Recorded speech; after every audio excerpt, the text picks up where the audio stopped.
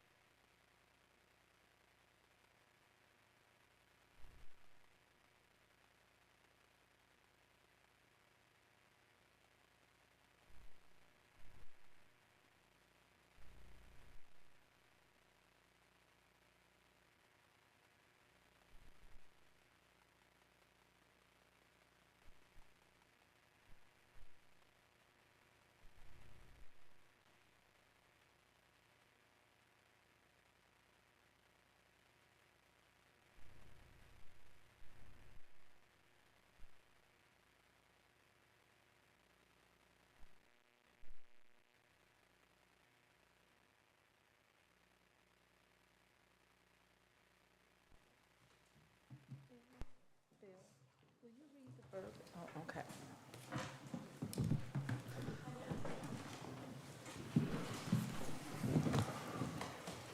Is Mayor Bowman on the line?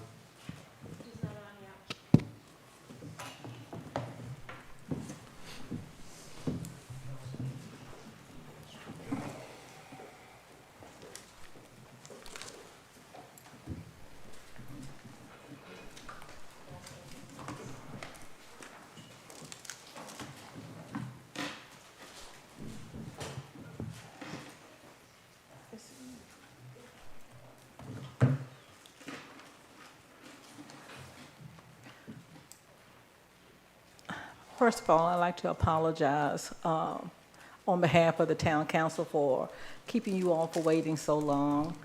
Bill, will you read? Yes. Is Mayor Bowman online?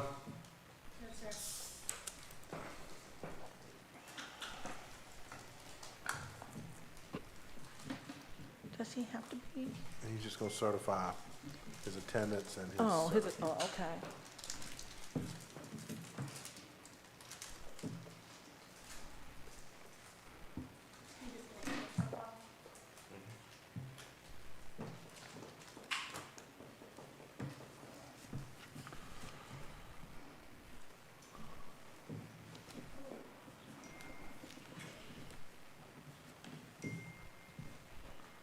He can make a motion to go back into open session. I move that we move to go back into open session. Second. All those in favor say aye. Aye.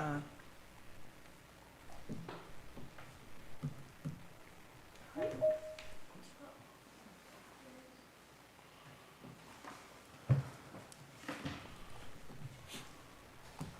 you hear us? I can, thank you very much. Well, good here.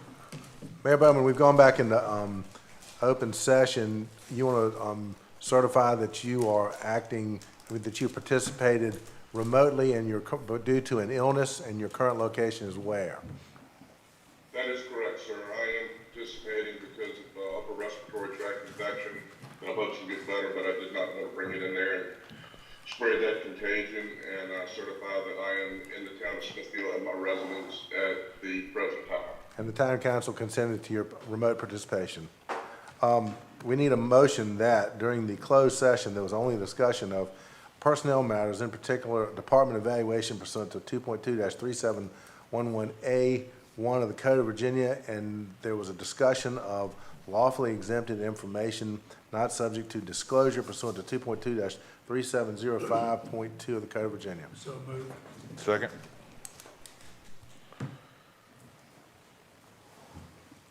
All those in favor say aye. Aye. All opposed? Aye. Oh, you're not opposed to the motion, are you, Mr. Mayor Bowman? That was an aye. Not at all. Okay. That's all, Ms. Butler. Okay, we'd like to open up our first committee meeting, public safety. Mr. Mayor, members of council, in the form of operational updates, recently we have completed a light survey for Lakeside, and we have also completed a light survey for Old Jersey Park, and those surveys have been forwarded, and you will probably be receiving them in the very near future. In the other forms of operational updates, as it relates to traffic, one of our speed signs has crashed. We have had to send it back to the company to try to get it restored, and we have reached out to other speed sign companies to get quotes on the possibility of getting new ones. Thus far, we have not gotten any hard quotes. In the form of openings within the organization, we still have four vacancies, and I sound like a broken record when I come back each time, but out of those 4 vacancies, we recently committed interviews on Monday morning. One of those applicants have moved to the background phase. We have also completed another applicant that we will be making a conditional offer this week for employment, so that he can move forward in the background process.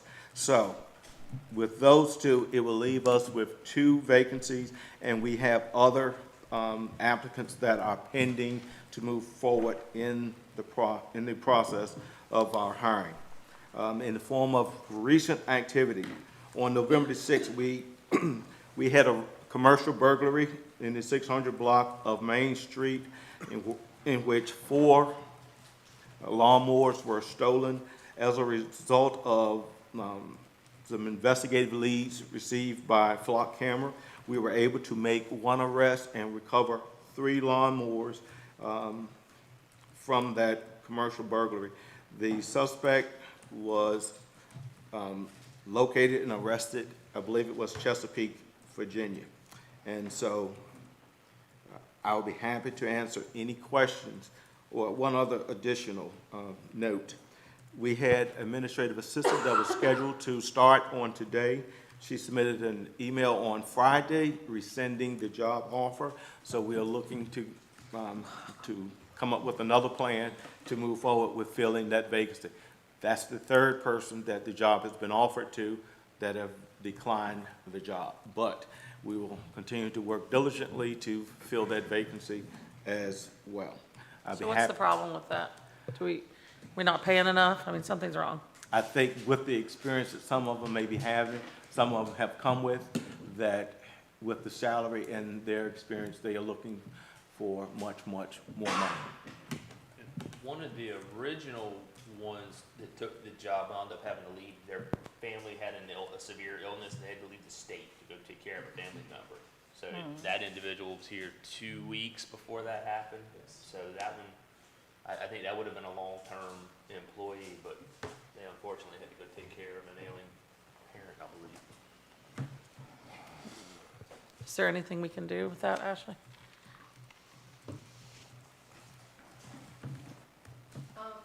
Probably through the budget process, I would think, in FY 2025, we're having to relook at salaries, with minimum wage shifting up, that's gonna impact some things.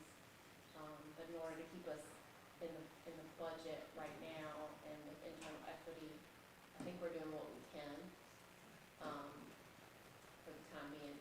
Michael said we have the one who would have probably worked out well, but had a family emergency and we couldn't do. And there was one that had some other circumstances not appropriate for discussion, and then this last one was probably another offer, a counter offer from another place, actually.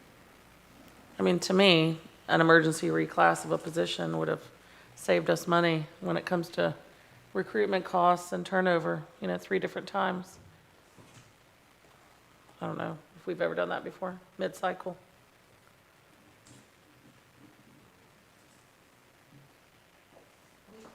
We can certainly look at that. I mean, it would be a budget impact to do so. What is the range on this position? Mr. Pack, I believe Ballpark. it starts about 32 and some change, annualized. And this is Around a, 1650. and then what is the job function of this category? I mean, is it answering phones? Or is it secretarial type work? In large part, yes, if there's some skill that can be taught that is specific to the police department. So 32,000 is $15.38 an hour, and you can make 19 at Starbucks, right? Ew, theoretically. And to I your mean, point, that's- lead positions, yes. Ashley and I are looking at that as we go to budget development for next year, because we just had a PACE study done. However, as you know, the market's shifting faster than we can keep up with that. So that is something we're looking at, because you can go to another place and make the same, if not more money, and we're gonna have to address that. And it's across the board. The market's It's not getting just- better, though. Police department. The hiring market is getting better.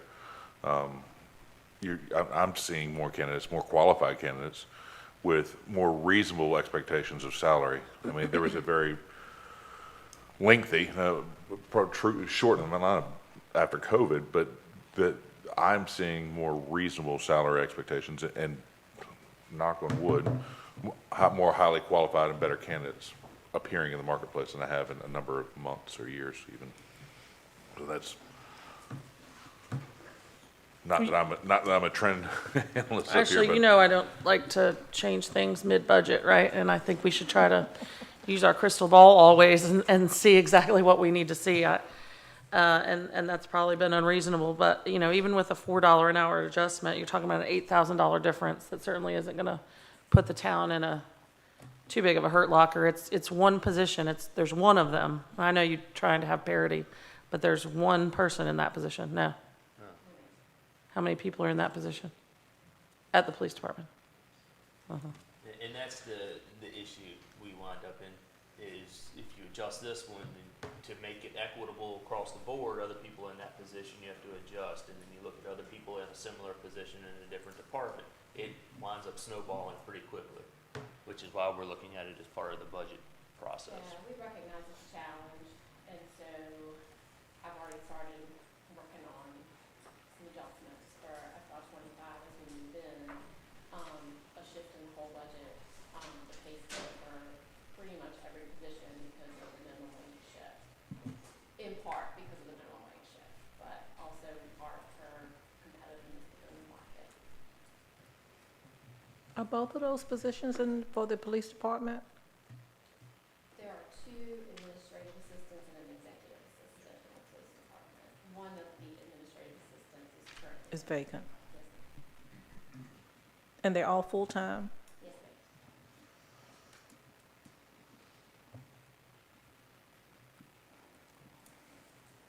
ma'am. Is there any more discussion? With regard to light poles in Cypress Creek, I know, Michael, I brought this up right before the meeting, but since the chief brought up light poles and surveys, can you just let everybody know where we stand on ours? Yes, ma'am. What she's referring to is installation of streetlights in the Cypress Creek subdivision. We had a holdup with the Community Electric Co-op is who will be installing those. We had some back and forth about their bond and the cost of bond issuance that since they work in the town right away, they're required to put up a bond, all contractors that do that.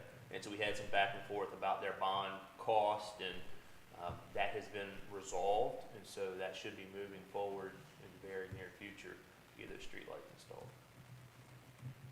Michael, why is Community Co-op doing it?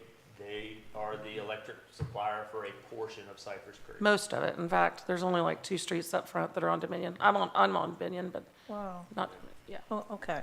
Most of the neighborhood is on Community Electric. Any more discussion on public safety? The only other question or comment I had from a citizen this month was with regard to the fence on the bypass ramp near Cypress Creek that separates the park and Cypress Creek. And so like runners and walkers and golf carts and all kinds of vehicles like to pass through there uninhibited. And in the past month, there was a big orange barricade put up and the fence was repaired. And so a lot of, citizens made comment to me and thought that the police did it and the town, et cetera. But so if you could explain that too. Yes, ma'am. VDOT did that. As you know, as you come down the off-ramp as you're coming like this to downtown area, there had been a gap in the fence. Then VDOT came in and repaired the fence and then put those barriers up. Because it's a limited access highway, there's not supposed to be access, to and from. So VDOT came in, repaired the fence, and put up the barricades to prevent that access. And dug the ditch deeper. Yeah. Yes, ma'am. VDOT did that. I saw those comments. Will the orange barricade remain? I'm not sure the answer to that question. I know it's up because they anticipated somebody taking the fence back down. And so it may stay up for a while until they know the fence is going to be secure and left in place. Did they just come up with that on their own, or did someone call them about that? That's my understanding. We didn't reach out to them. Okay, Renee, any more questions? No, ma'am. Thank you. If not, we'll close public safety. Madam Vice Mayor, at this time, I'd like to open the Finance Committee. with myself, Randy Pack, being the chair, Vice Mayor Butler, and Councilman Smith joining me on the committee. First item on our agenda today is a VML VACO finance presentation by Mr. Steve Mulroy.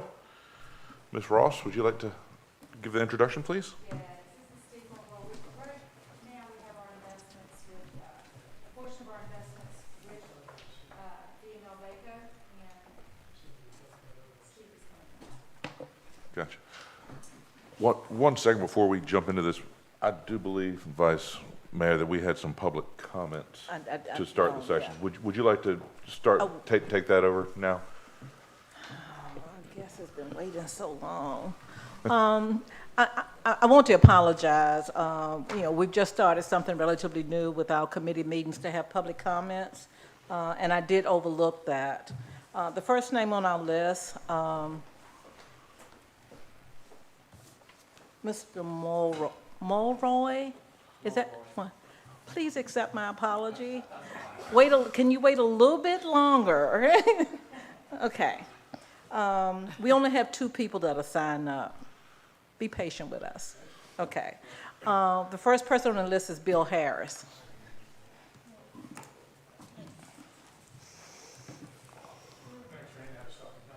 Good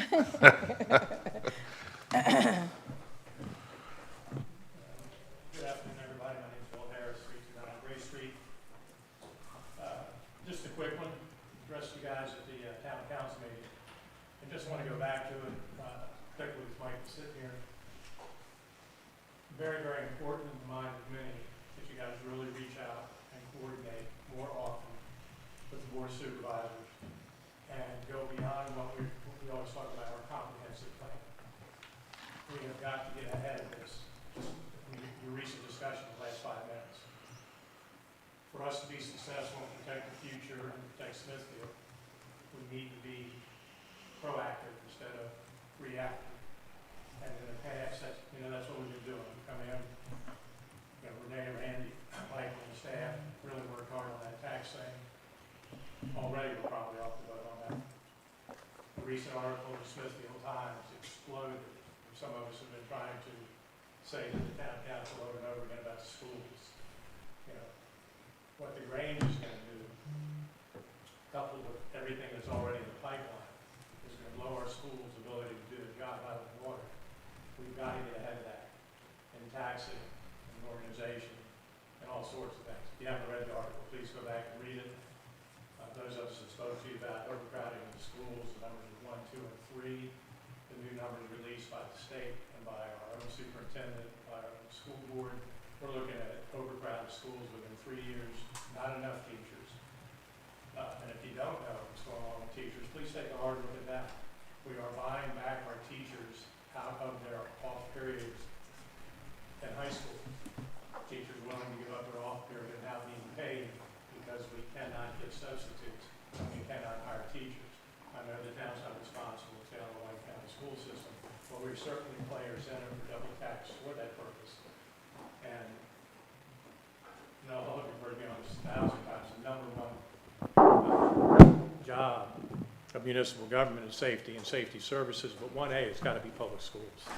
And if we don't get ahead of this, if we don't turn Michael loose, and if we don't start BOSing and town committee together, we're going to find ourselves fighting this battle over and over and over again. Not being able to hire folks for the police department, not being able to hire officers. Hey, I don't want to be taxed anymore. But the burden that's on you guys and the burden that's on the town, we've got to get out there 10, 15 years ahead. Comprehensive plan is sort of teethless. It's a guide. Again, Randy talked about this a couple meetings ago about the vape shop. Let's don't be behind. Let's do a master plan that directs the planning commission to put more teeth in their things and that allows you guys to do more instead of do more out in front than trying to catch up. And that, it's basically about, I don't want to waste anybody's time tonight, but, it's time. And I know most of you are inclined that it doesn't get done unless it becomes an agenda item, and the guys always work on it. When we get out in front as far as we can. Bill, I thank you for your comments, but I concur with you wholeheartedly. I definitely think that there needs to be more collaboration between us and the county. However, I think that the article that was in this Smithfield Times this past week possibly could have been embellished somewhat. I know that with the subdivisions that are planned, I think that the enrollment needs to take in consideration the graduates as well as those parents that make the decision of public education, private education, as well as homeschooling. So, you know, one of our due diligences is when we have a project before us, you know, we do reach out to partnering agencies, and one is the school system. So it sounds like there needs to be some additional work done on their end, because when we do submit those requests, then we take for granted that what they've sent us is correct information. And based on the article that was just in the paper recently and what's before us, it sounds like that's not correct. So I guess that maybe it's going to require some extra conversation with us, with the school system, to make sure that those numbers are correct. Because I'm sure that, you know, I guess our governance is a little bit different than other areas in the fact that we don't, I don't want to say have a say with the school system, but primarily, you know, that partnership is with the Board of Supervisors and the school board. We don't make any decisions, or we don't participate with their planning for the budget the following year. But, you know, the fact that we're so closely demographically related, that it sounds like there needs to be additional collaboration between all the parties involved. Because sometimes it's kind of hard to separate county from town. And then, just as you say, if you live in a town, you'll be in double tax. So initially, there is an interest in what the school system looks like. But thank you for your comments. Well, if I may, just a quick reply to that. The development within our town absolutely impacts the ability of the Isle of Wight County schools to do their job. Oh, yes, And that's it what I'm saying. does. So, you know, we have to be aware of growth management, traffic, and all of these things as a good participant and partner with the county. Thank you. Thank you all. The next person on the list is Mr. Langford Pritchett.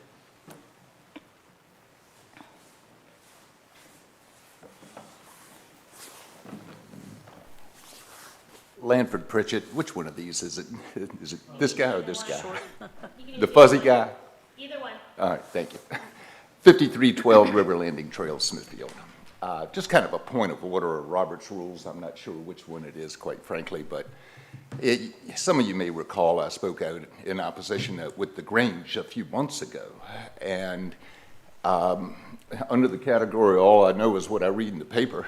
The best I can tell, he has withdrawn his submission and since resubmitted differently. And again, from the Smithfield Times, the best I can tell, in the grand scheme of things, he has reduced his density a whopping 10%. Went back through the Planning Commission, who pretty much rubber stamped it. And my question is this. I saw just today that the Grange is on this agenda. I'm just, with the Planning Commission, there was no opportunity for public comment, ever, since the withdrawal. Will there be another opportunity for public comment with the council?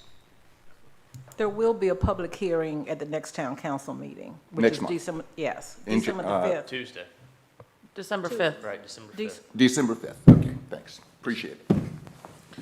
And Vice Mayor Butler, maybe Michael can clarify, but to Mr. Pritchett's point, you know, what he knows is from the newspaper, but from what I recall, Mr. Luter did not, No. his- Pull the his application. application was not withdrawn. He resubmitted a change in his plans.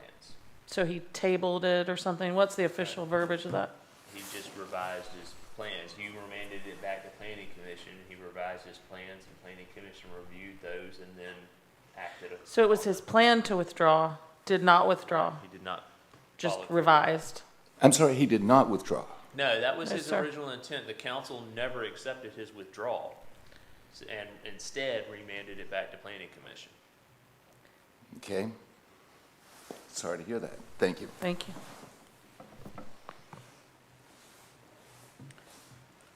Is there anybody else that would like to have comments at this time? If not, we will move back to our agenda. And Mr. Mulroy.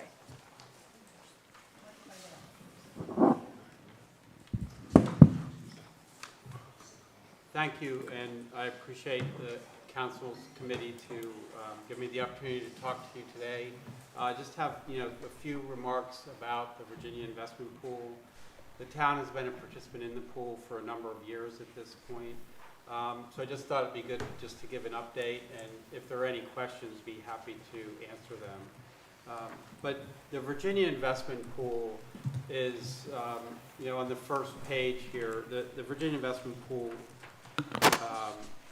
is administered by VML Finance, which was established 20 years ago in 2003.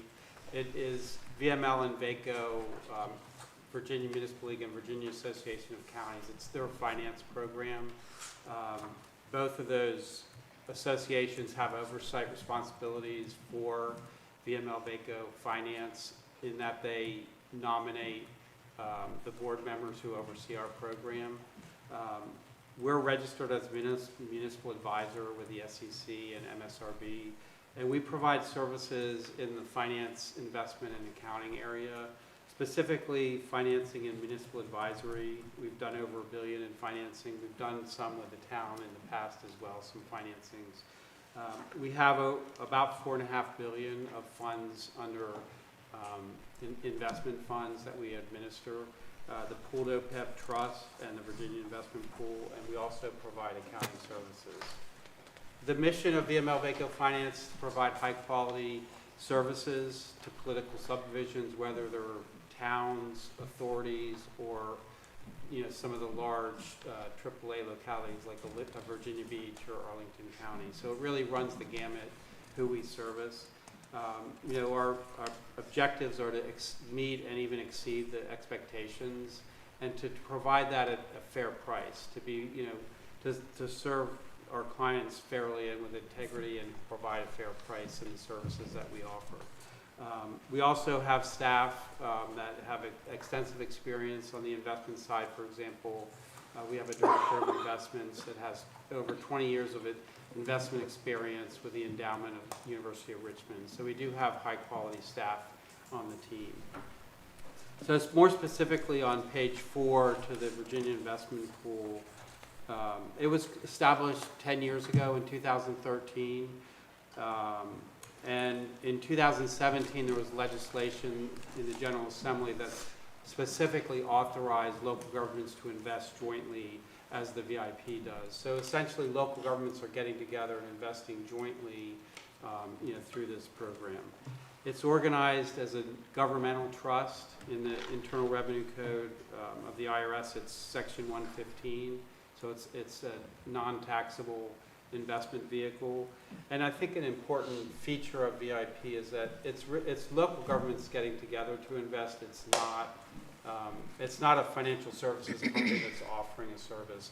VML Finance is administering a joint pool that local governments who are participating actually make the decisions on policy, et cetera, of the trust. Some of the benefits, in addition to the participants being owners, we have a consistent record now at this point, 10 years of a track record of consistent performance. There's 2 highly rated portfolios, and the feedback we've been getting is it's very customer friendly, user friendly in terms of accessing the information. There's a secure online website. We have a 2 p.m. cutoff to move money in and out, so it's very convenient for staff to take full advantage of the program. We also, I think one of the strengths of VML Finance is we leverage our expertise by hiring outside experts. We kind of do that legwork on behalf of local governments, So we currently work with public trust advisors who manage over 77 billion of assets. They're focused solely on fixed income for local governments and states. They serve at the pleasure of a board of trustees. Page 6 is the list of the trustees. I think this is one of the real strengths. We have trustees representing towns, authorities, and counties, and it ranges from Washington County in the far southwest to Virginia Beach to Arlington, and a number of localities in between. So we really cover the gamut of, representation on the board. And they're all participants using the VIP, portfolios. On page 7, just to highlight the two portfolios, the stable NAV liquidity pool is rated AAA by S&P, and the 1 to 3 year high quality bond fund is rated AA plus. The federal government is rated AA plus, so that kind of caps the rating on that longer term fund, but the short term fund has the highest rating that's available. In VIP, there's over 170 participants, participating local governments and authorities. There's about $2.5 billion in the two portfolios combined. And on page 8, there's a chart, very, not to get into any kind of details, but just the green area of the chart represents cash flows of a typical locality where their tax receipts, they're flush with cash, and then they spend it down. That portion of your funds is ideal for the liquidity pool. It's a stable value liquidity pool, so when you put $1 in, you get $1 plus investment income out. So that's ideal for those type of operating funds that you need on a short-term basis. There's also a liquidity cushion. You want ready access to funds. Typically, it's in the 10 to 20% range. Local governments set aside. You don't usually use it, but you want to be able to quickly access it. That also is ideally suited for the stable value liquidity pool. The core, which is the shaded blue area at the bottom, those are fund balances that are carried over year to year that generally are not accessed or used. Those are more suited to the VIP 1 to 3 year high quality bond fund. And I say that because the 1 to 3 year high quality bond fund has slightly longer maturities in the underlying investments, and it's a mark-to-market portfolio. So as interest rates move up and down, the principal value moves up and down. But there's a chart I have here a couple pages back that shows that over time, that 1 to 3 year generates more income than a stable value fund. I think I'll jump over page 9. Just the one highlight there is the current yield is about 5.57. And on page 10, that kind of demonstrates how sensitive the liquidity pool yields are to what the Fed funds rate is doing. So since the beginning of 2022, the federal funds has been raised rates over 10 times by quarter point increments or more, to the point now where the Fed funds rate is 5.25 to 5.5 today. The liquidity pool's yield is right around 5.57%. So it's a very attractive yield, very sensitive to what's going on in the short-term markets. The 1 to 3 year fund, that is invested in very high quality short-term instruments. Because it's a slightly longer term nature, the access to that fund is twice a month. It's rated AA plus, as I mentioned, and the current yield is about 5.18%. So the yield on that, because the holdings are slightly longer term in nature, a year, year and a half versus the daily liquidity, the yield lags a little bit on the way up, but it also lags on the way down. And through those market cycles, the yield, the income on the 1 to 3 year bond fund tends to be higher. Page 12 is just a snapshot. I think on the right-hand side, you'll see that nearly 87% of the securities in the 1 to 3 year bond fund are treasuries. Again, very high quality. Corporate notes are AA or higher at 9.5%. And then the federal agencies have implicit guarantees by the federal government. They're not guaranteed.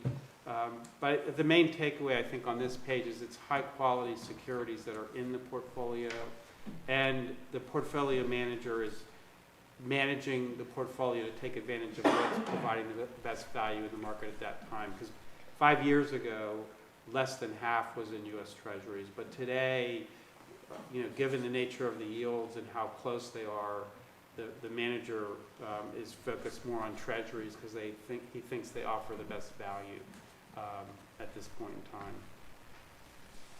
Then the last page I'll leave you with is just kind of a comparison of different strategies. The far right, the bars on this chart shows the history of returns of various strategies on the fixed income, in the fixed income area. On the far left is 3-month T-bills, which represents a liquidity pool. The average return over the last 20 years was 1.28%. The 1 to 3 year, which is, as marked in the middle, the average return of that index over the 20 years was 1.81. So that's the advantage why you might want to set money aside in a longer term fund is over time, when you get through the ups and downs of interest rates, that tends to pay a higher rate of return. The offset is as the yellow line indicates, the farther out you go in the maturity, farther out to the right, the more volatility. So the yellow line indicates the percent of quarters over that 20-year period that are experience negative returns. So the 3-month didn't have any. That's kind of what you would expect with a daily liquidity pool. It's structured to be $1 in and $1 plus investment out. The 1 to 3 year, 20% of the returns quarters had a negative total return. But again, over time, that the negative principal adjustments tend to be a wash, and you're left with higher income. So over time, the 1 to 3 year strategy, has paid about a little over 0.5% more returns. And I believe, the town was in the 1 to 3 year fund. I believe they've moved to the liquidity pool, which is it's paying a very attractive yield right now, among the highest, that I think local governments can get that I've seen. And it is it's a very safe. Safety of principal is one of the primary objectives of both funds, but of the liquidity pool. And so on that, I'll pause. If there's any questions, be happy to address them. Sure. Thank you, Mr. Mulroy. Do we have any questions from council? I'm sorry, did you say how much we have currently invested with you? Right now, we have $541,655.55.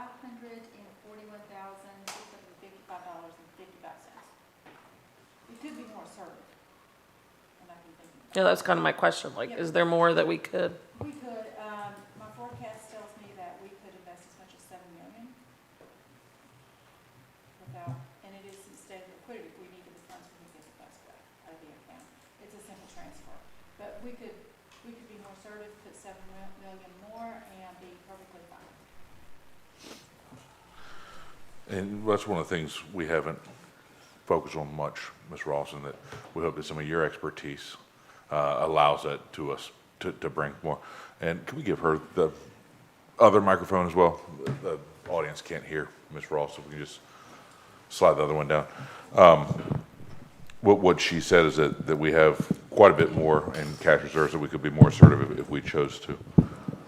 So, and we're going to look to you for recommendations Exactly. for that. Exactly. Money sitting in the bank doesn't do much for us, but we have to be safe with public money. Now, we do have an overnight sweep. We haven't started that yet, but that won't pay as much because we're trying to benchmark to the 90-day T-bill rate, and that is at 5.27 right now. And currently, with VIP, we are doing better than that. What is like 5.5? Yeah, a little more. A little bit more than that. More than 5. So we could put 7 into it and more later on.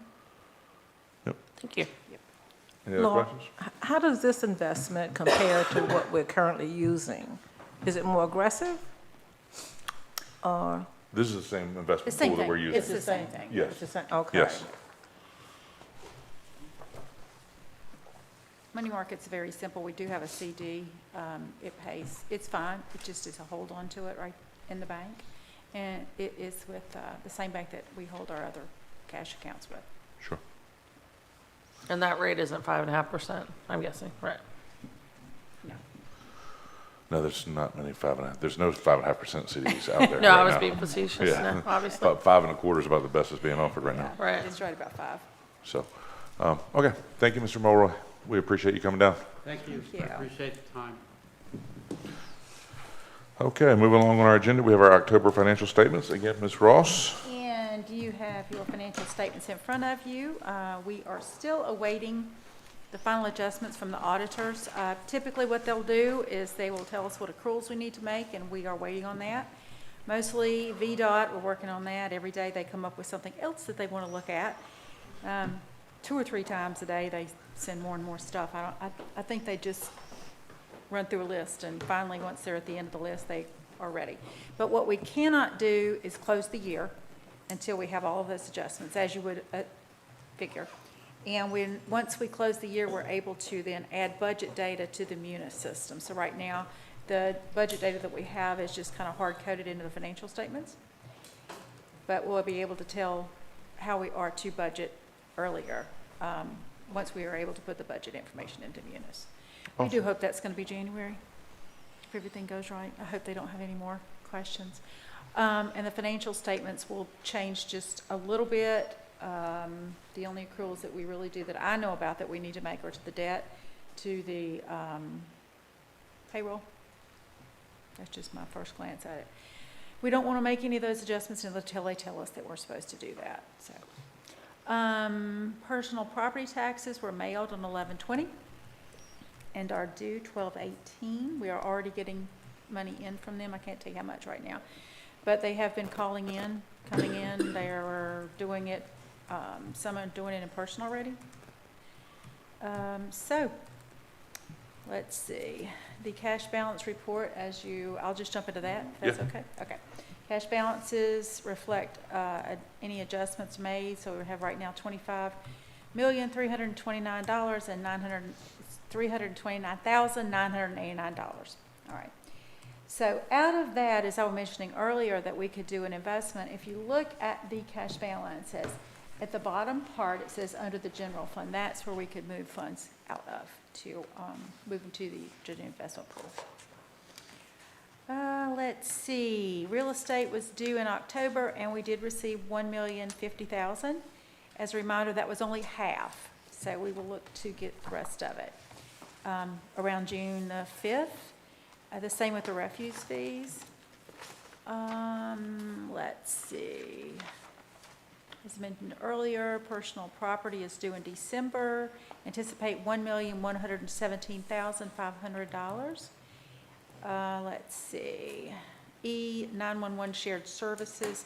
We just paid 2 invoices in November totaling $321,000, and that should be the end of that. So the only capital we really noticed that we have spent were the Munis software conversion. $19,000, and out of the $50,000 budgeted for that. That's it.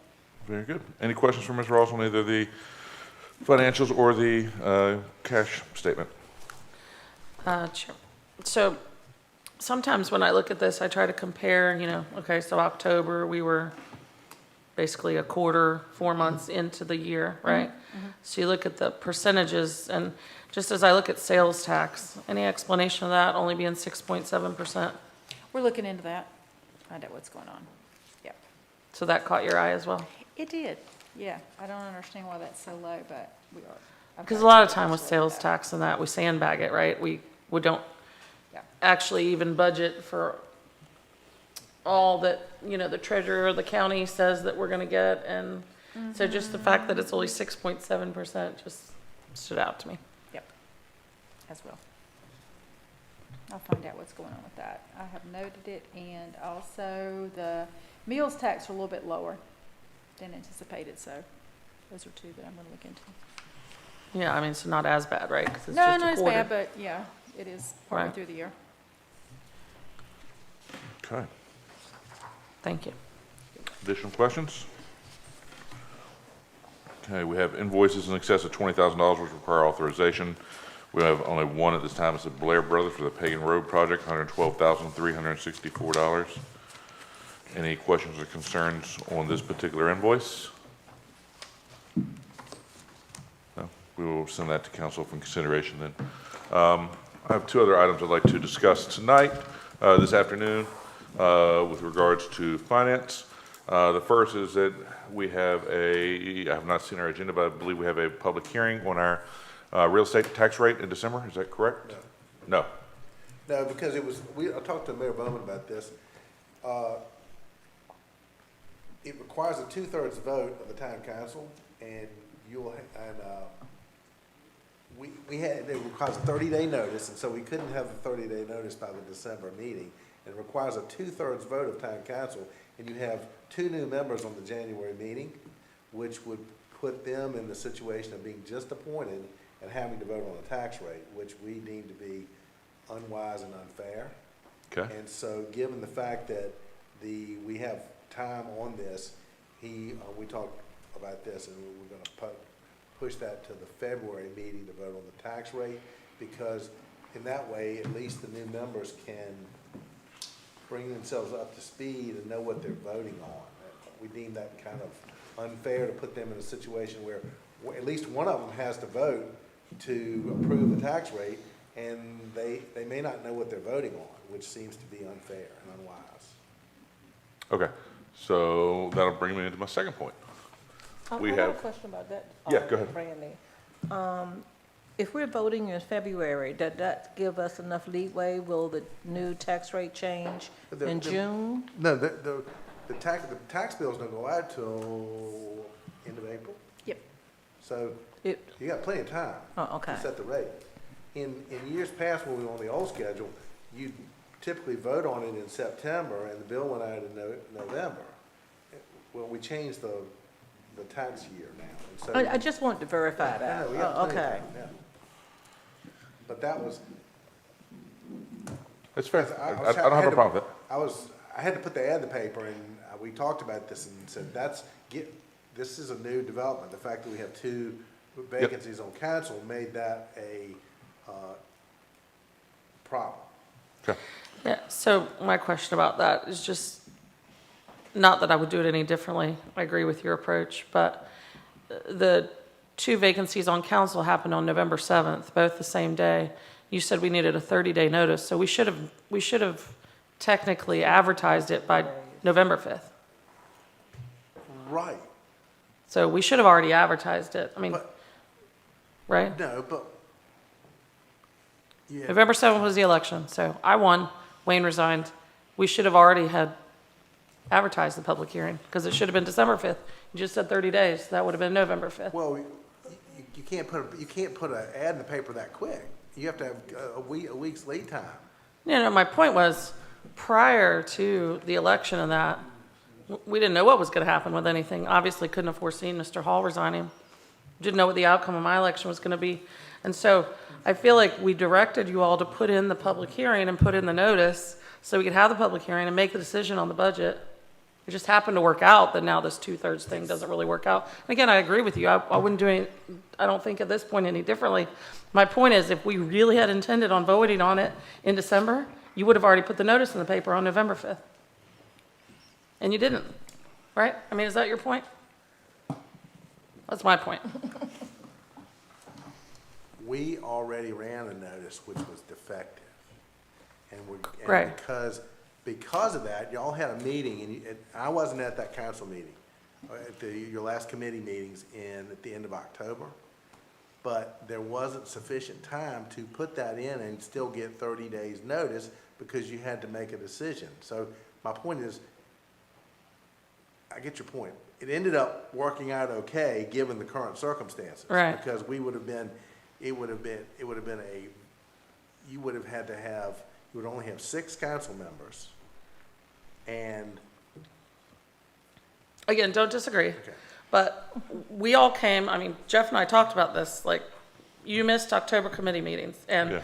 prior to the committee meetings in October, Randy went around and did a lot of work and research and looked through his printed copy of the budget and did all of this stuff, right? And so we had all had these sidebar conversations about budget. Here's what the constituents expect, here's, the facts, et cetera. And so I fully expected on the agenda, like there's some things I'm gonna bring up later that I fully expected to be on the agenda for today that weren't. So I'm gonna bring them up. But when I went to bring it up in October, Mayor Bowman, and I kind of gave you a look, because Jeff expected to talk about it in October too. And Mayor Bowman and he's on phone so he can, concur, shut it down and said, we're not going to talk about that. We're going to, talk about it in the next meeting. And I think you expected we were going to talk about it in October too. I did. And then we didn't. And then certainly by October committee meetings, the notice should have been appropriately rerun by November 5th for a December 5th discussion. And it wasn't. And so, yeah, it turned out okay, but I really don't know where the problem is.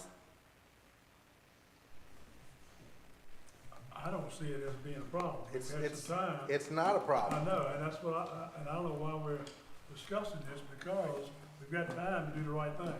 So I feel like that, it's a mute discussion. What are we talking about? It's not on the agenda. So why are we bringing it up? Period. I was under the assumption that it was going to be on the agenda, And also, and that's why I was bringing it up. Right. and also, all due respect to everyone involved, our citizens are wondering what the heck's wrong with us. Because, because it's taking so long, I get comments all the time. You see it in social media, you see it in the newspaper. Why haven't they set the tax rate? What's wrong with town council? What are they hiding, right? So that's my point, Mr. Smith, for bringing it up, is that people expect we should have already done this. And so I guess my point for bringing it up is, if we're not going to do it till February, which I agree, and actually don't have anything to do with anymore, we should put out some communication about what's going on, because then they Well, really see us as not doing our job still. The communication, in one's point, Ms. Roundtree, is that we did a budget, we approved a budget, and we passed a budget, and that budget was based on a 14-cent tax rate. That was a presumption in our budget, and that's what we are operating under. 14, I thought we based the budget on 17. No, the budget was based on 14 cents. Okay. And that is how we are operating today, and we'll continue to operate through this year, unless we make adjustments to the budget. But we need to have a separate public hearing to set that tax rate. And we have had discussion at council level of if we keep it at 14 cents, if we increase it to, we were going to advertise as high as 17 cents, because we can always come down. That is the part that we have not done yet, and that is what we are going to wait till February And now. This is, this is the perfect storm, because everything this year is completely unusual in that you changed your tax year. It's an assessment year. You adopted your budget, and you incorrectly adopted a tax rate because there weren't enough in favor of it, although it shouldn't even have been voted on at the meeting when the budget was adopted, because of the reassessment year.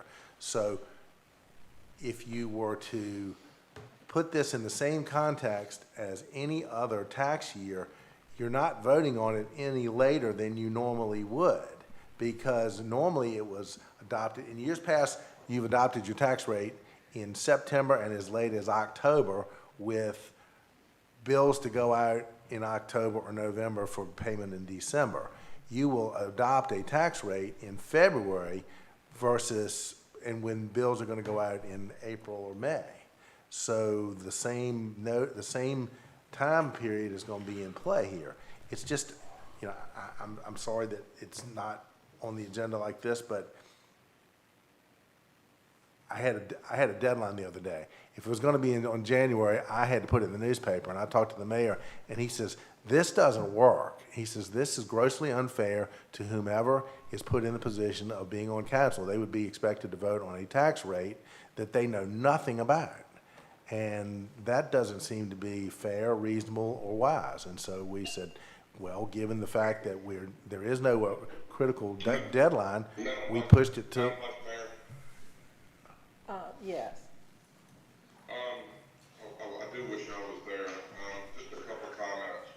Number one, I'm probably remiss in not advising my fellow council members about the discussion that Mr. Riddick and I had, so I'll take that one on the chin. The discussion that we had pertaining to new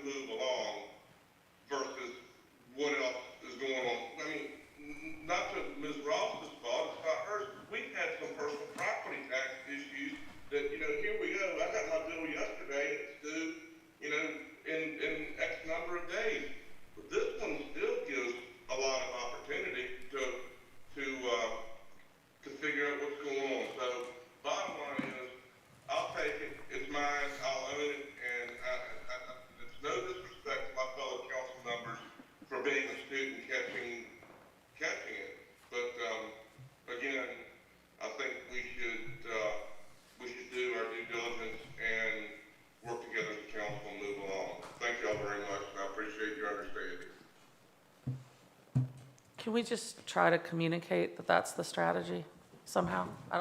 Is there a way to communicate what we're doing with that? Because I have heard comments that it is not well received, that we haven't, and I get the timing, and it's all gonna be fine. But I know you have a newsletter, I know we have a Facebook page. I would just urge us to be more communicative, because we should be. Speaking of communicative, that brings up my last point. And Mr. Riddick, please pay attention as we go through this to my dates and timelines to make sure that we're dotting the i's and crossing the t's. This is in reference to the appointment for the two new individuals to replace Councilwoman Roundtree, who, as she exits for Board of Supervisor, and Councilman Hall after his resignation. By law, Mr. Hall must have his seat filled within 45 days of his absence. And that is a key point today, because when he resigned on November the 7th, we must have his seat filled no later than December 22nd. So that makes time of the essence. So it's going to make us do some slightly unusual things here on council to make sure we stay within the letter of the law. Ms. Roundtree, her seat does not need to be filled until February 14th because she did not start her Board of Supervisor seat until January 1. But we're going to try and do these both at the same time. That makes the most efficient task for those on council. And additionally, in all this, the mayor has given all interested applicants until November 29th to submit their talent bank forms for consideration. Currently, we have 16 plus talent bank forms, which 12 years on council now, the talent bank has never been this deep. So we have a lot of people to pull from. There's a lot of interest from it. So we've come up with a plan to do this and do this as openly as possible. So this Friday, December the 1st at noon, Councilwoman Butler and I will meet at the Luter Sports Plus boardroom. Not at the Smithfield Center, because the Smithfield Center is not available. Otherwise, we would have it here, but it is booked. So we'll be open a public meeting at a public facility, Luter Sportsplex boardroom. This meeting will have Ms. Butler and myself there, and we will open a public meeting. But then we will immediately go into closed session. And what we'll do in this closed session is we will consider no less than 5 names as potential candidates for the positions to be filled. We will review the applications. We will come up with a series of questions. All of the applicants will have the same questions asked of them when we get to the interview process, to be fair. Not to say the discussion doesn't go elsewhere, but the 5 questions will be asked of all the same applicants. Ashley told us that as we've done many interviews here on town.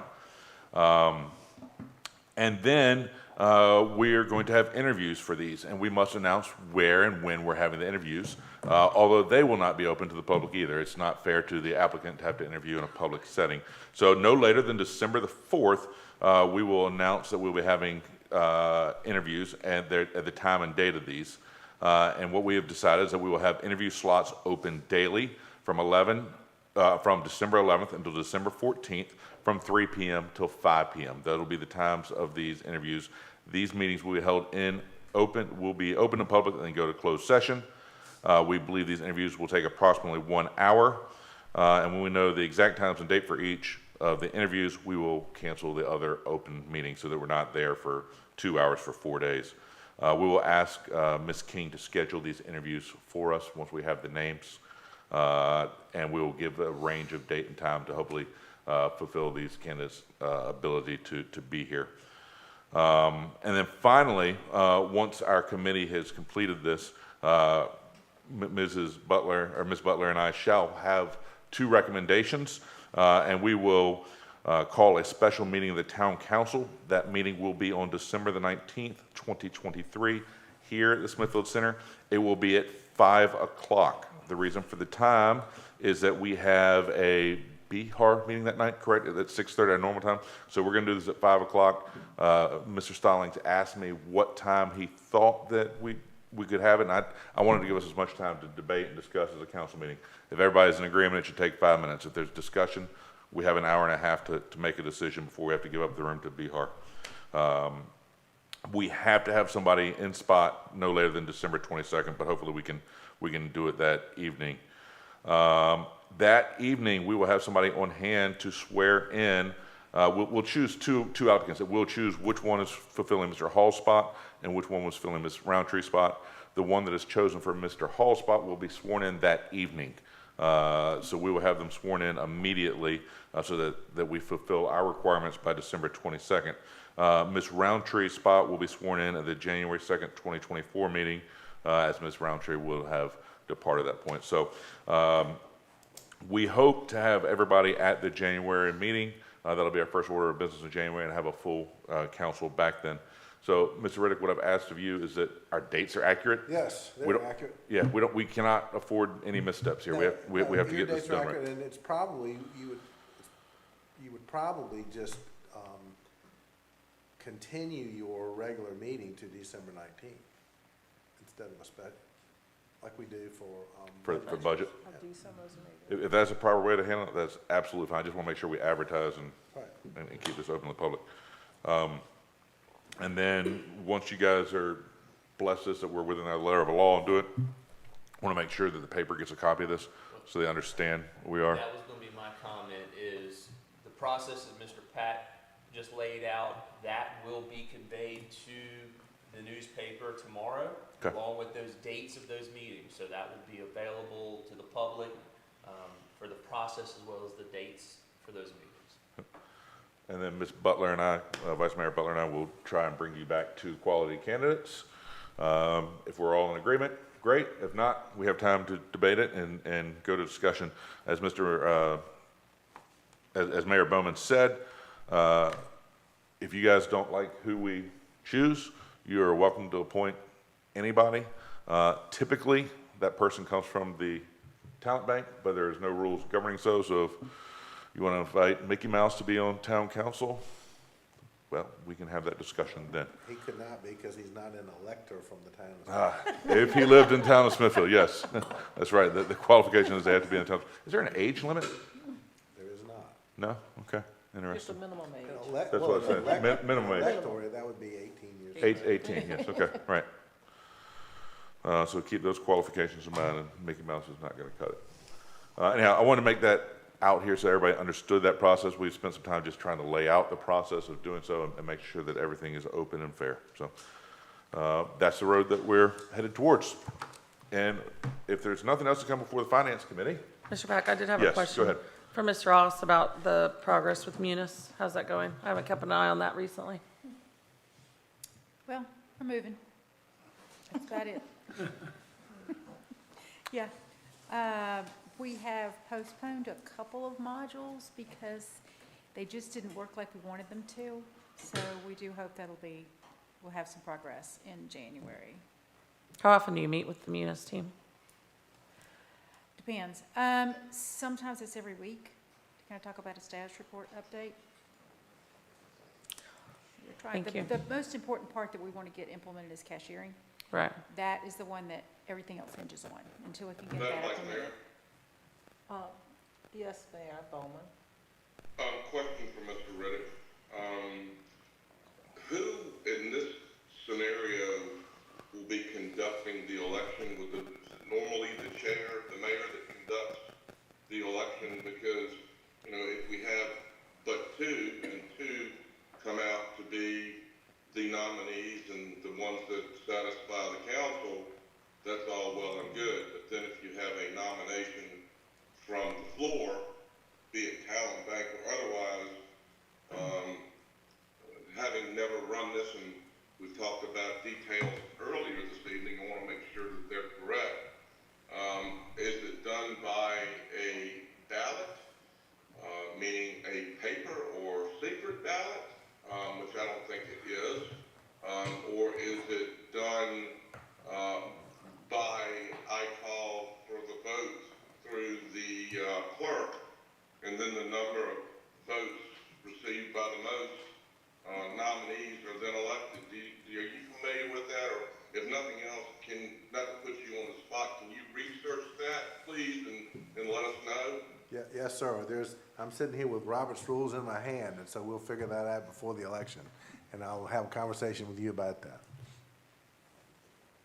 Yeah, because I don't want to be sitting up there and not do it the correct way the first time. I understand. Thank you. My other question, Chairman Pack, had to do with refuse fees. You know, Ms. Ross spoke about refuse. I just wanted to bring up that I know in my neighborhood specifically, there seems every week to at least be one street that is missed, and, you know, that was cute.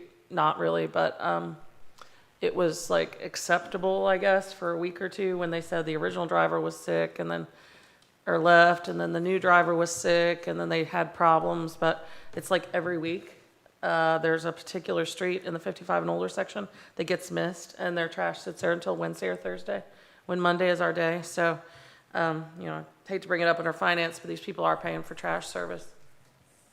Right, and that, you're right, that is an ongoing issue, and what we are hearing from the trash collection company is turnover and people shortages, and I know that doesn't fix things, but as we get ready to, and we can check and see when our contract's up, I mean, it may be that it's time to look elsewhere, but. Can you at least submit like a formal in-writing complaint to them? Yes, ma'am. I mean, you probably call them, right, and say, hey, what's going on? I'm getting calls again. We do, and Ms. Jones in our Public Works Department is normally the liaison to them, and she stays on top of them pretty well. I think I'd just request, if everybody's in agreement, that we put something, you know, some kind of memo to file and certainly send it to them. That's all, thank you. Anything else come before finance tonight? Hearing none, I will close the finance committee.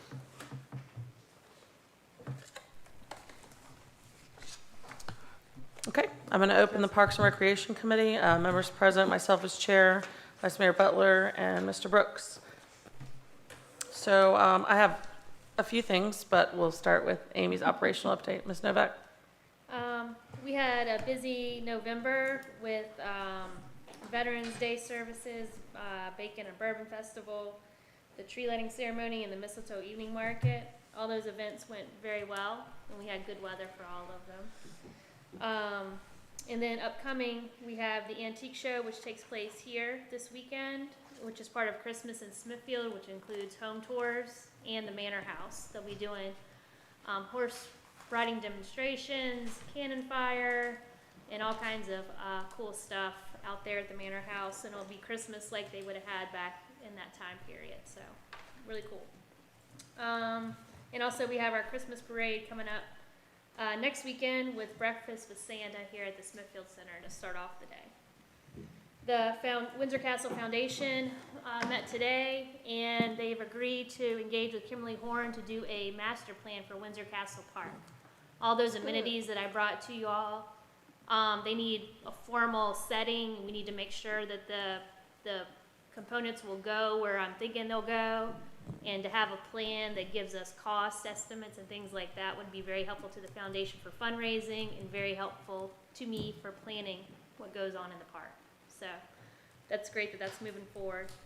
The bridge renovation project is hopefully going to start with Jericho Bridge next Tuesday, as long as the components come in. We've ordered an additional component that will help with the slippery bridges this time of year.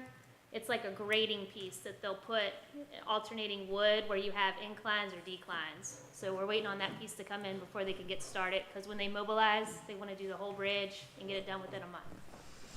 And then the next one up will be the station bridge. I think that's all my big stuff right now. So what do you think is the ETA for those bridges to be complete?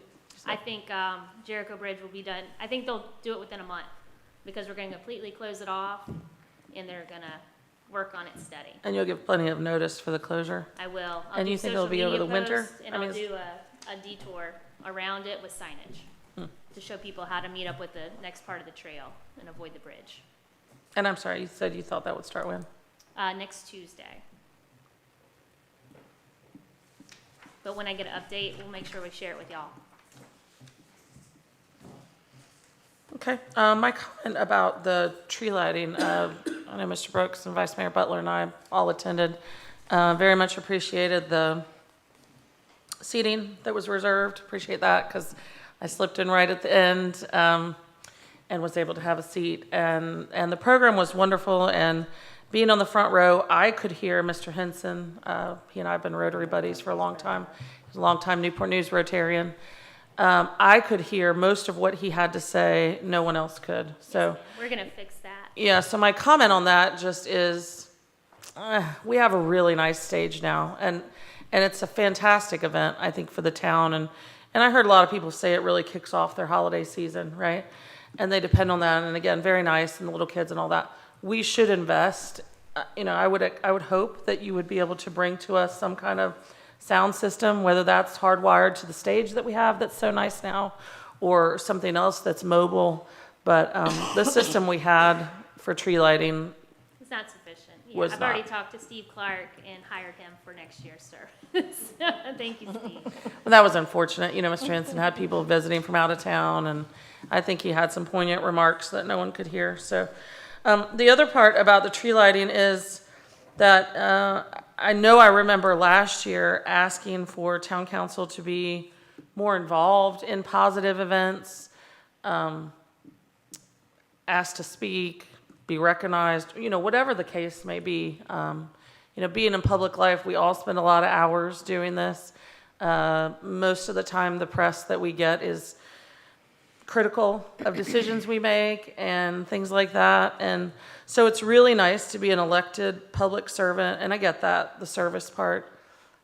It's really nice to be recognized when you do something good and recognized in a positive light and manner as someone who serves the community. And I know I said this last year. I think I expected it might be different this year, and it wasn't. We were not recognized or announced. Not that I need that for my ego, obviously, but just to be able to see town council members in a positive way, because we do give so much and spend so much time. I would just, beg you to do that again and see if you can fix that in future. I know that Judy had reached out, the last parade, I think, public parade we had. She wanted, at least Mayor Bowman or someone, asked, hey, can you ride in the parade? Can you do something like this? Be the Grand Marshal. I don't know what I'm looking for. I don't know what I'm asking for. I'm just saying, if you'll just consider us for future public events and help us, be seen again as positive forces as elected officials instead of all negative. Yes, ma'am. We've already done a hot wash of that, and that was That was included. I'm sorry, in the hot wash. That you, fixed that. okay, all right. Thank you. And then as far as Christmas decorations go, I wanted an update on that. I did have a citizen who reached out to me and connected on the state of what was terribly placed on the light poles downtown and how that was sagging and in bad shape. And so, Michael, I know I had reached out to you and you think you were going to check on that. Yeah, we talked about that at the staff meeting that afternoon with the Public Works Department. They've gone out and redone some of that. I think there was a general consensus that we're gonna start pricing some new garland for the poles. I think that's, the age of them is a lot of it, but we are gonna have some pricing for new garland for next year. So we'll see how that comes back. Thank you. Public Works folks are working on it. Anyone else? Yeah, just want to make a comment about the Christmas decorations. We have a resident on Gray Street that took it upon herself to decorate Hayden's Lane. And she spent her own money, her own lights, her own time, and she didn't want to be recognized. But I just want people to know that that was one of your citizens that did that.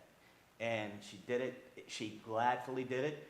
I helped her do a few things, a couple of other neighbors helped her do a few things, but when you go by there at night, it's beautiful. And I think it's something that should be recognized, by the community, that this was not a town function. This was just a average lady who decided to want to do it on her own. Yes, sir. I plan to personally thank her. And we've also talked about, it looks so beautiful. It'd be beautiful year round. So if she was interested in us purchasing the lights from her and just keeping it up, that would be wonderful for us. So we are going to thank her. And we do appreciate it. It is beautiful. We actually magical. talked about that the other day at a staff meeting. Did you? so- Yeah. so- Great, thank I you. mean, so how about getting that in the paper, right? Just speaking towards positivity and using our collective talents and efforts and desires for good.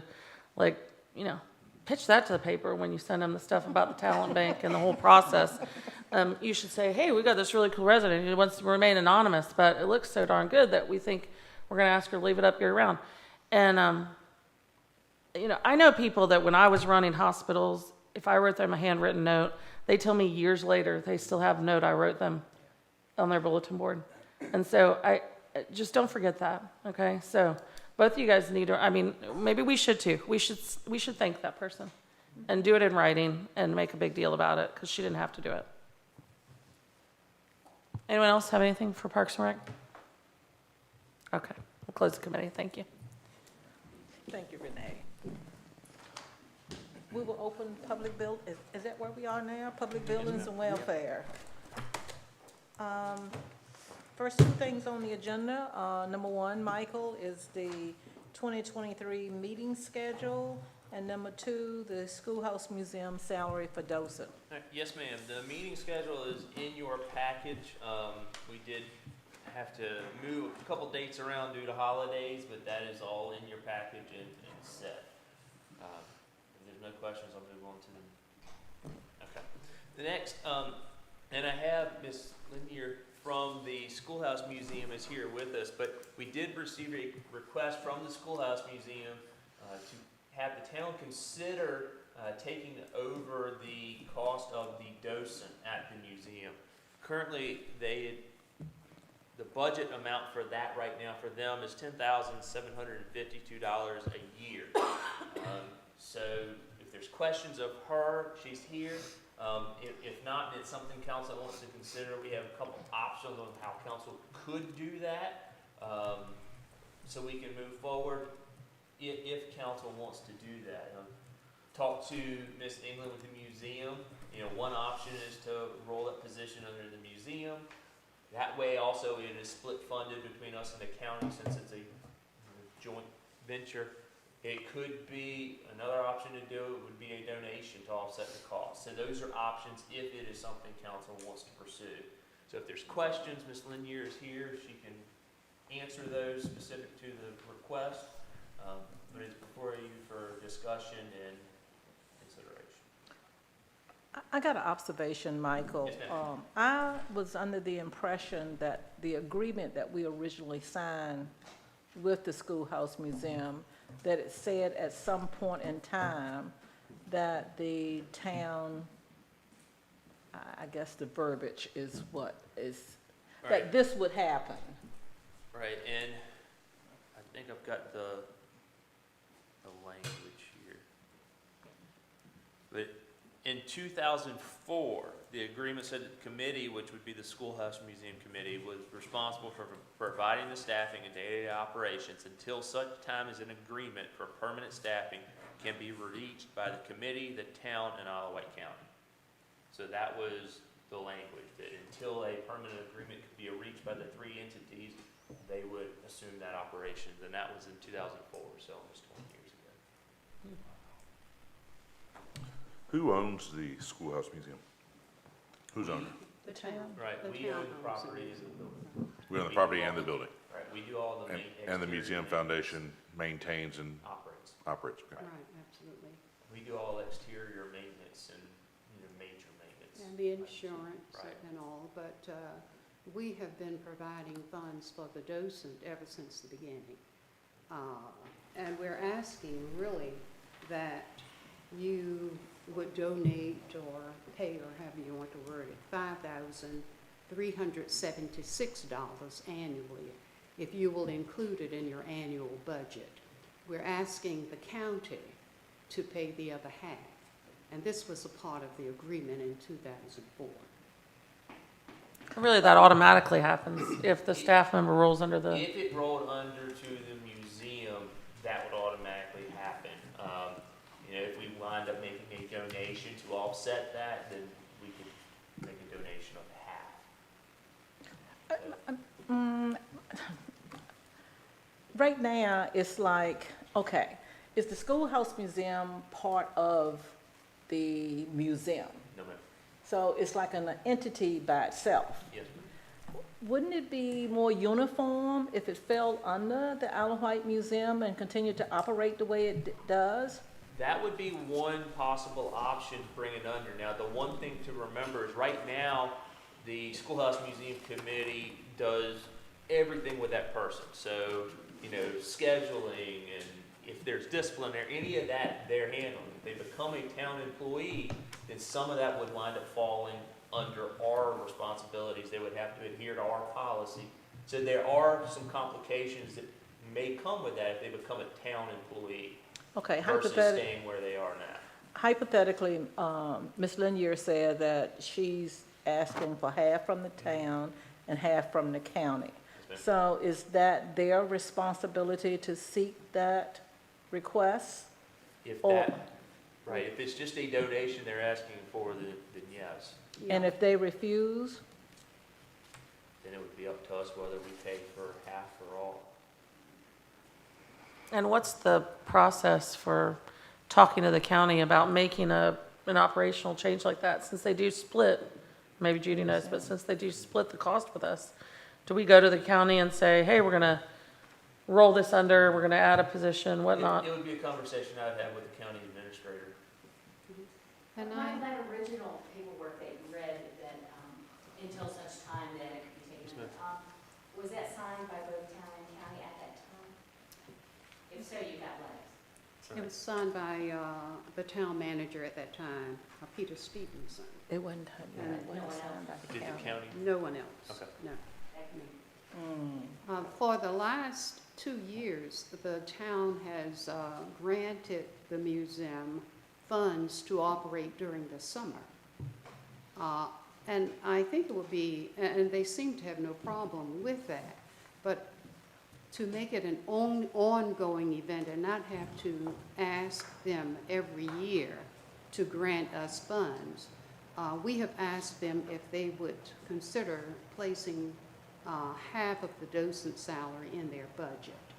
And in the response that I received from the county, it will be placed in their budget. No, I don't want to say it wrong.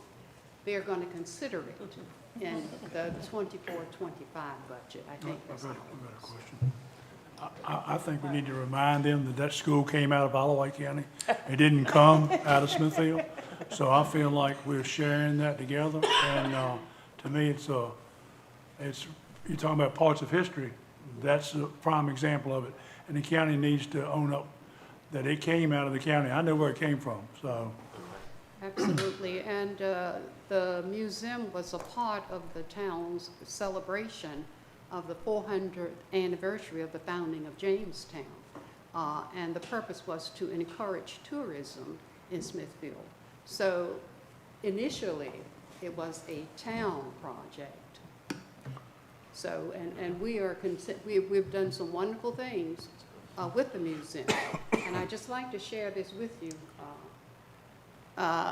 In February, we generally celebrate Black History Month and all, but this year, we have extended invitations, and the invitations have been accepted by 4 retired African American generals.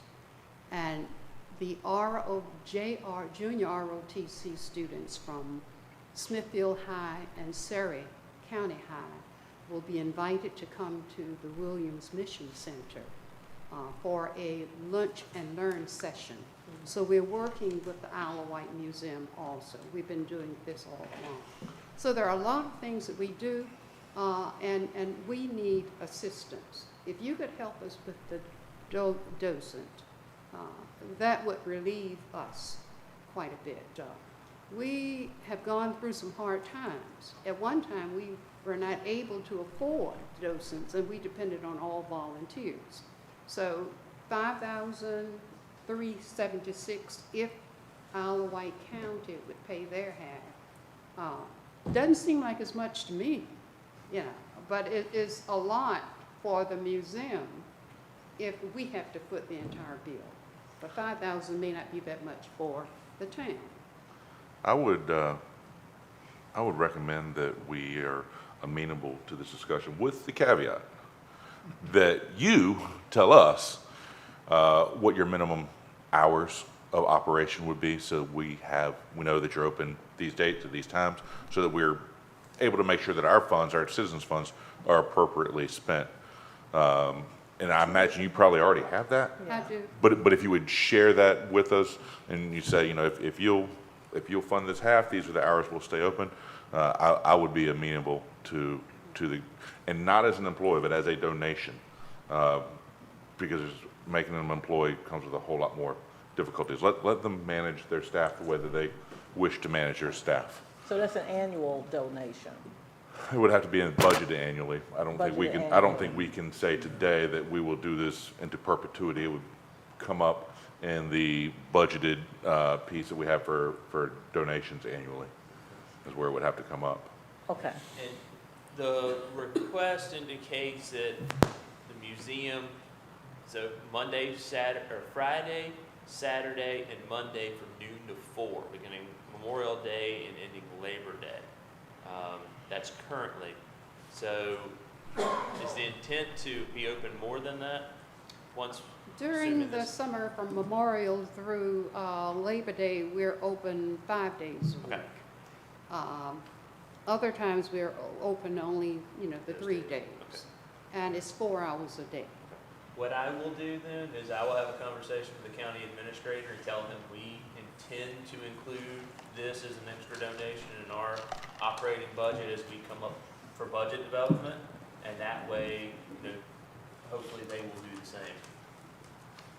Okay. Very good. Thank you. Any more discussion? Okay. Thank you. Thank you, Ms. Lanier. Thank you.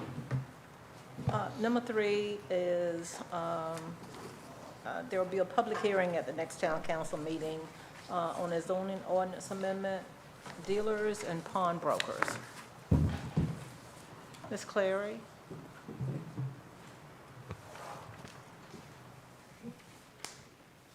Yes, thank you. Good evening. This is to address, we had an applicant that wanted to open up a gold dealer where they were buying and selling gold. We didn't have a mechanism in our zoning ordinance in order to accommodate this proposed new business.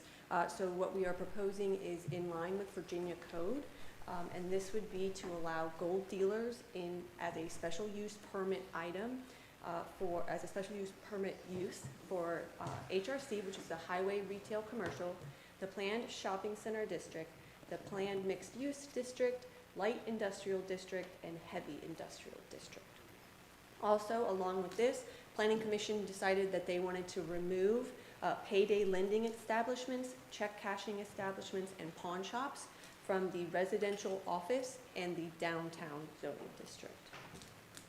We would also need to amend the definitions in Article 13. This would be to include the definition of a dealer, which would be a precious metals dealer, any person, firm, partnership, corporation engaged in the business of purchasing secondhand precious metals or gems, removing precious metals or gems from manufactured articles, not then owned by the person, firm, partnership, corporation, or buying, acquiring, or selling precious metals or gems removed from manufactured articles.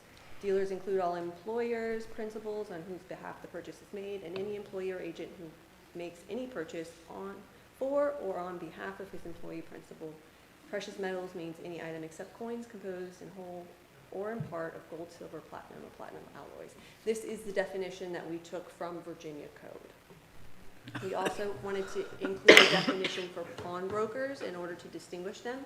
Pawnbroker means any natural person who lends or advances money or other things for profit on the pledge and possession of tangible personal property or other valuable things other than securities or written or printed evidence of indebtedness or title, or who deals in the purchasing of personal property or other valuable things on the condition of selling the same back to the seller at a stipulated price. But we also want to then incorporate Virginia code into town code, which would be in section 26 of town code. This is included as an attachment. The only addition is the request from the police department to include language from Chesapeake that requires the electronic submission monthly reporting so that they can easily track what is buying and selling. At the Tuesday, November 14th Planning Commission meeting, this application was favorably recommended to Town Council for approval. Planning Commission did request that we removed the second-hand dealer definition from our definition and only include the pawnbroker and the dealers. Town staff do recommend a robust discussion and favorable consensus on finalized language. Thank you. Is there any discussion? Randy, serving on planning commission, do you have anything else to add? But only a little bit, nothing really to add, just to highlight that a dealer and a pawnbroker will not be allowed by right in any zoning condition, only by special use. And they are not allowed, period, in downtown and residential office? Are those the two zoning ordinances? Correct, those are Yes. the ones we removed. It. So that you could, that what we didn't want to have do is flashing signs on windows saying, sell your gold here, like you may see on Mercury Boulevard. We did not want to see that. We have to have some allowance for this because it is a legally operated business. And this is the way that we thought we could do so, is with, by making a special use permit and not allowing it in those two zoning districts.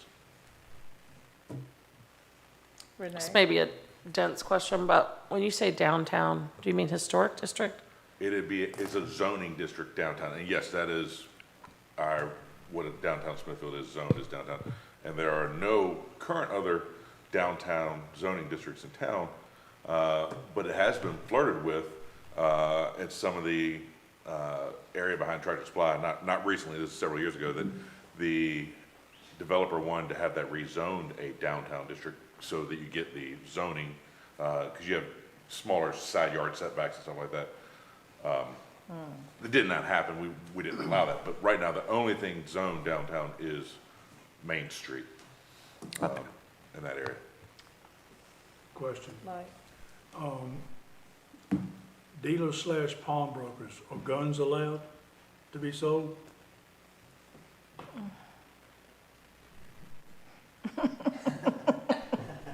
Okay, what's the, Not under those definitions. I mean, they're not. A pawnbroker would be able to sell guns. pawnbroker could buy a gun, Well, a pawnbroker, yeah, but, and he could also sell them. correct. But he'd have to have. It has to be by special he'd have- use. Yeah, special use, but he'd also have to have whatever, state requirements for, gun dealers. That's what, that was my next thing, I Well, mean, so, that's regulated by the state though. right. So there's also requirements for safety and security, That's isn't right. that correct? So if the application was in front of us, we could approve it in certain areas by special use. And the nice part about having a special use permit is you can attach any stipulation you wish to. You could On it. Exclude guns. You could Exclude exclude gun guns. sales from the pawnbroker. Or you could include if they Well, met the yeah, sure you could. criteria. Is that what we're talking about? I mean, I wanna make sure. So for the dealers, the dealer is defined as a precious metal dealer. This is to address the buying and selling of gold. The pawn shop, we only provided a definition. Our current zoning ordinance does not define pawn shops. Okay. But pawn shops were allowed as special use permit in those. HRC, PSC, I-1, I-2, and the PMUD. Planning Commission did recommend that we remove the ability to have that as a special use permit under residential office and the downtown. But they would be required to follow all regulations for any sales of firearms. Madam Vice Mayor, Yes. having dealt with pawn shops and this type of scenario over many, many years, we had a discussion last month, and I think it's gonna come up again, pertaining to recreational substance and things like that. It's next on the agenda. I'm sorry? That's next on the Yeah. agenda. I know, I see it, yes, sir, appreciate it.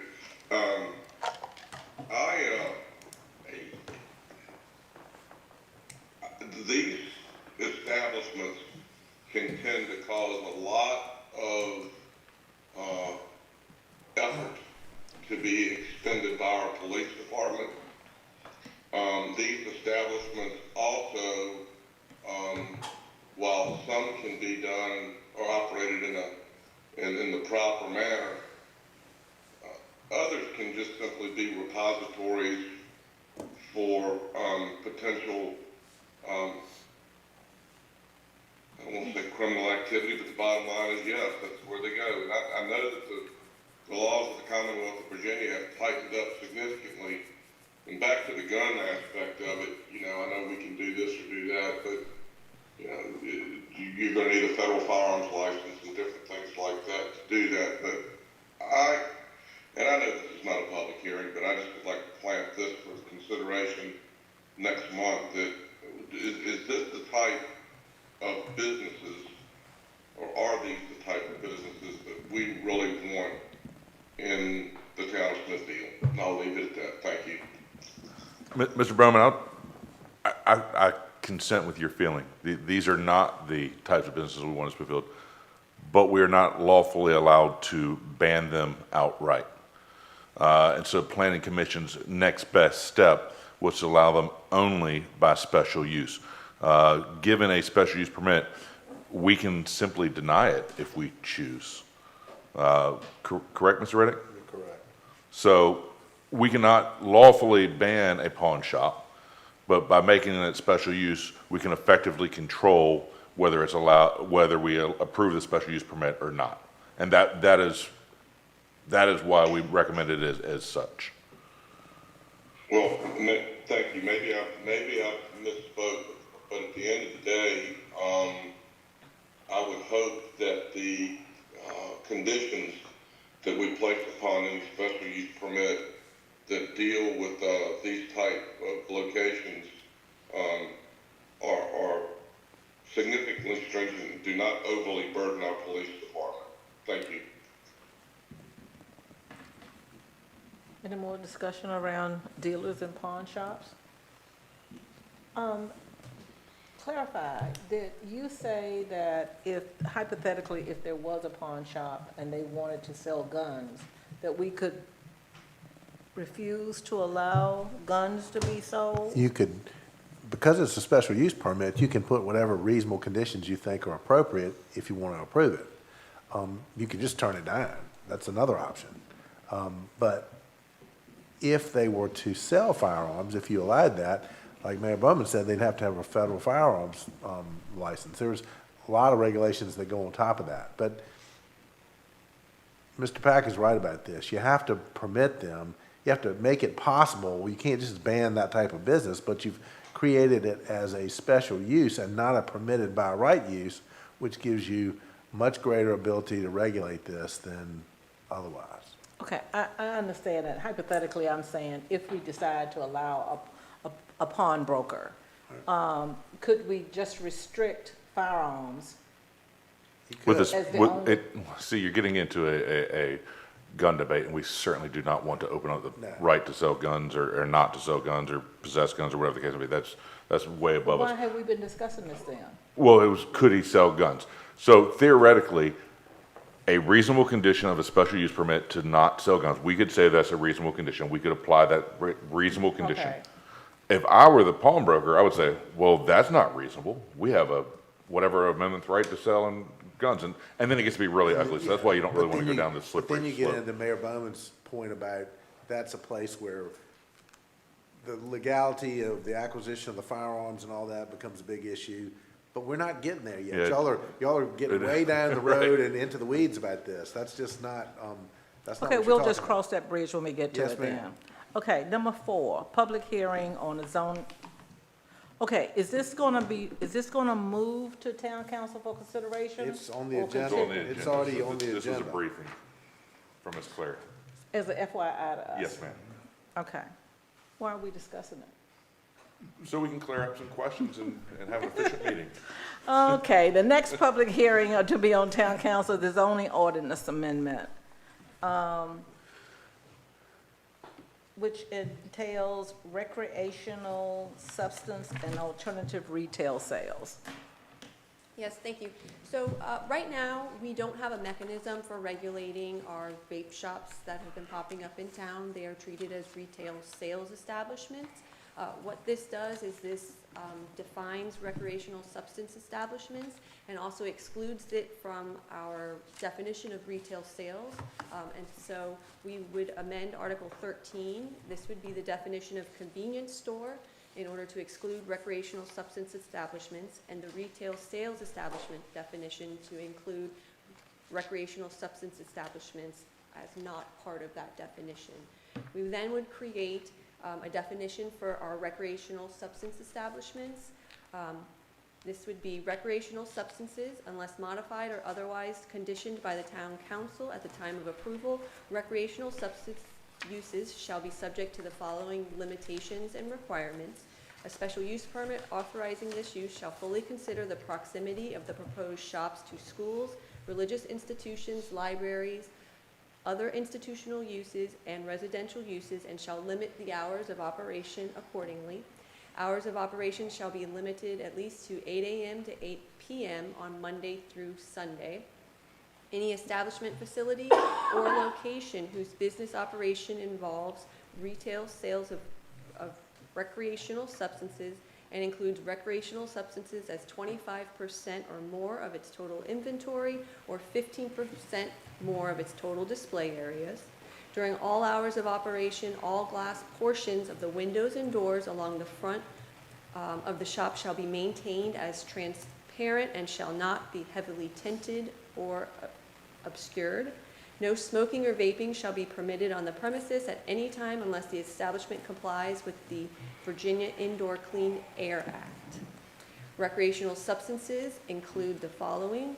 It would be any product made of tobacco, including cigarettes, cigars, smokeless tobacco, and pipe tobacco. Any non-combustible product containing nicotine or vaping fluid that employs a heating element, power source, or other electronic, chemical, or mechanical means, regardless of shape or size, that can be used to produce vapor from a solution or other form. Any product containing hemp, kratom, CBD, or other similar substance, including any raw materials from these products. Any pipe, hookah, water pipe, vaporizer, glassware, or other type of device, wrappings, or accessories associated with the consumption and or inhalation of the above-mentioned substances and materials. This would be allowed as a special use permit item for recreational substance establishments in the downtown, highway retail commercial, planned shopping center, planned mixed-use development, light industrial, commercial industrial, and heavy industrial. It would not be permitted in the residential office. At the Tuesday, November 14th, 2023 Planning Commission meeting, this application was favorably recommended to Town Council for approval with the inclusion of other similar substance as mentioned in the definition previously. Town staff do recommend a robust discussion and a favorable approval on finalized language. Thank you. Any discussion? Just a couple points of clarification. Vaping has become a mechanism for a lot of people to replace cigarettes with.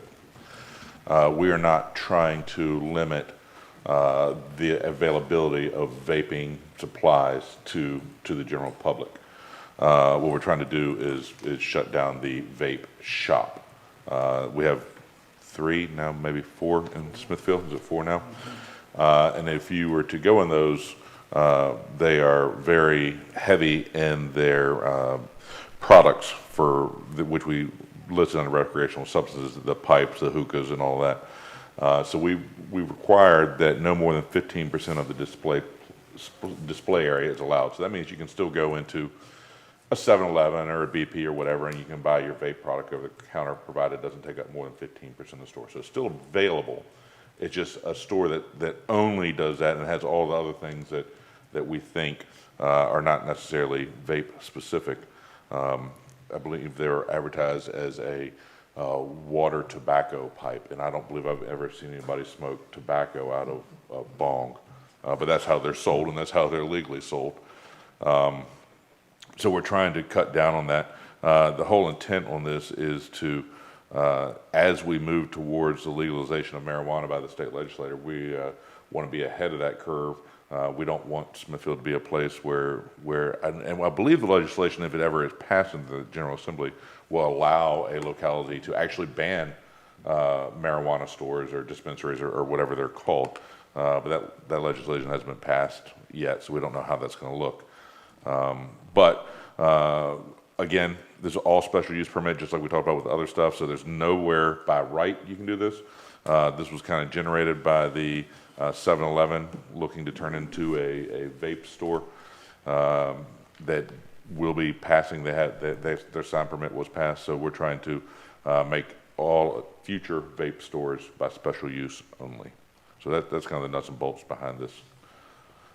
There is some comment, we had some conversation about the downtown district. And Dr. Pope wants to ban this anywhere he can. I guess it's part of his medical background. But I kind of pushed to allow for it for downtown. And the only reason is that cigars are one of the things that would be a recreational substance here. And if hypothetically there is to be a nice cigar shop downtown, I felt that might fit the mold of the feel that we'd want downtown. So it would be allowed by special use permit. I don't imagine planning commission or council ever allowing a vape shop downtown.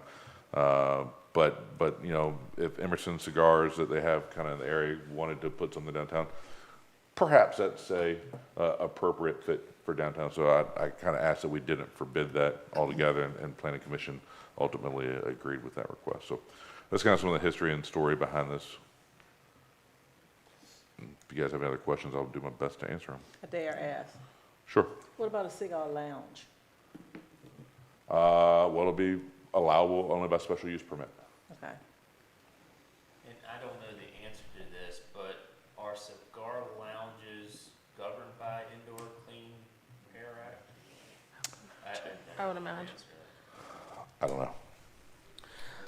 They are? Vice Mayor Butler, I'm thinking back to a discussion we had over lunch at VML with ladies from Williamsburg. Do you remember? We had this discussion about vape shops. And Williamsburg had more than their fair share. I think they had 4 and only ended up with 2. And we were kind of perking up our ears at lunch like, well, how did that happen? You know, what are the details? And they said that 2 of the 4 shops in Williamsburg, and I think I emailed you about this when we came back from the conference, had actually amassed such high fines because they were inspected, right? And they amassed like millions of dollars worth of fines, selling to underage, just all these violations that were per incident violations. So to allow us to have that tool to regulate these types of establishments, do you think it makes sense to mention anything about inspections or anything like that in the code? I mean, does that even make sense, or should we just leave it silent? It's not part of zoning. The inspection portion would not be part of the zoning. That'd be enforcement as opposed to zoning. Yeah, well, that's how Williamsburg is controlling it, is by having them inspected, and then, again, the fines are so egregious that the owner can't afford to pay them, and then they close down. I just want to mention it because I thought it was interesting. Well, back to this topic, Randy mentioned something about if it was not a vape shops, hypothetically, if 7-Eleven is selling these products, that they could not sell more than 15%. Of their Retail shelf sales, space. yeah. Okay, who's monitoring that? So we had that discussion, and we would have to be monitored by public reporting. We don't, you know, I mean, we don't have staff on town that goes around and would search these things out. But you know, if you were to walk into, you know, a 7-Eleven downtown, and you go, oh my goodness, this entire wall now is half the store.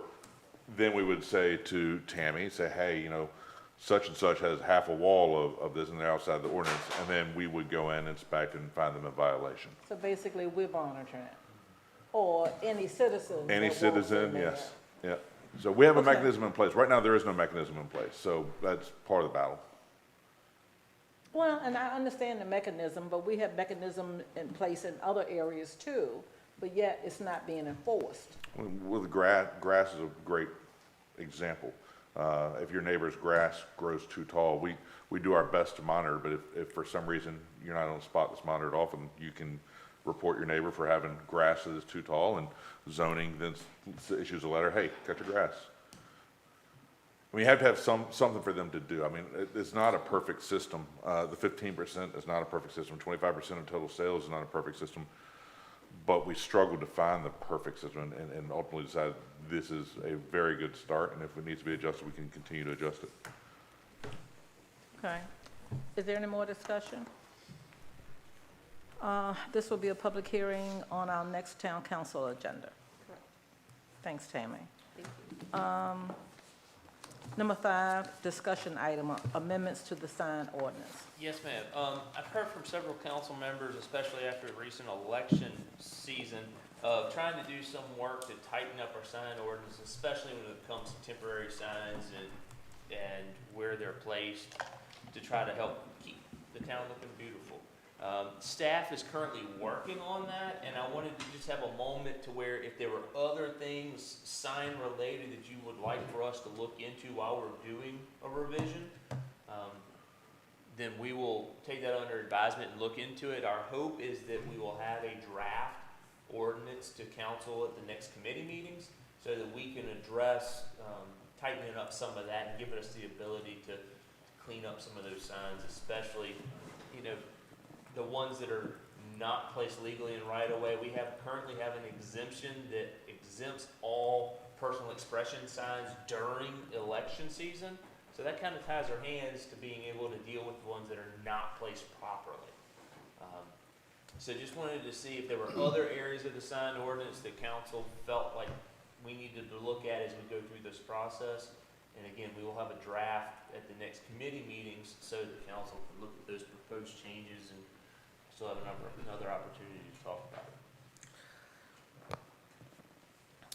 it. Vice Mayor Butler. So, during the election season, I go to church in Newport News, so I had the opportunity to drive to the peninsula.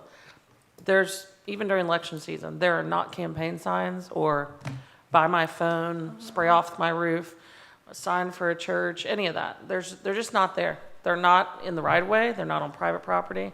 So I don't know what their sign ordinance is over on the peninsula, but they seem to have it figured out. And I know that we only govern the town limits, but I mean, to drive through Carrollton these days, again, we're just talking about town stuff, but there are signs everywhere. And it became really poignant to me during election season, especially because in rights of way, there was, yes, political signs, but then I started to notice throughout the period that, again, buy my cell phone, junk cars, we can wash off your roof, come to church for this activity. This is the way people are communicating a lot, and it's litter.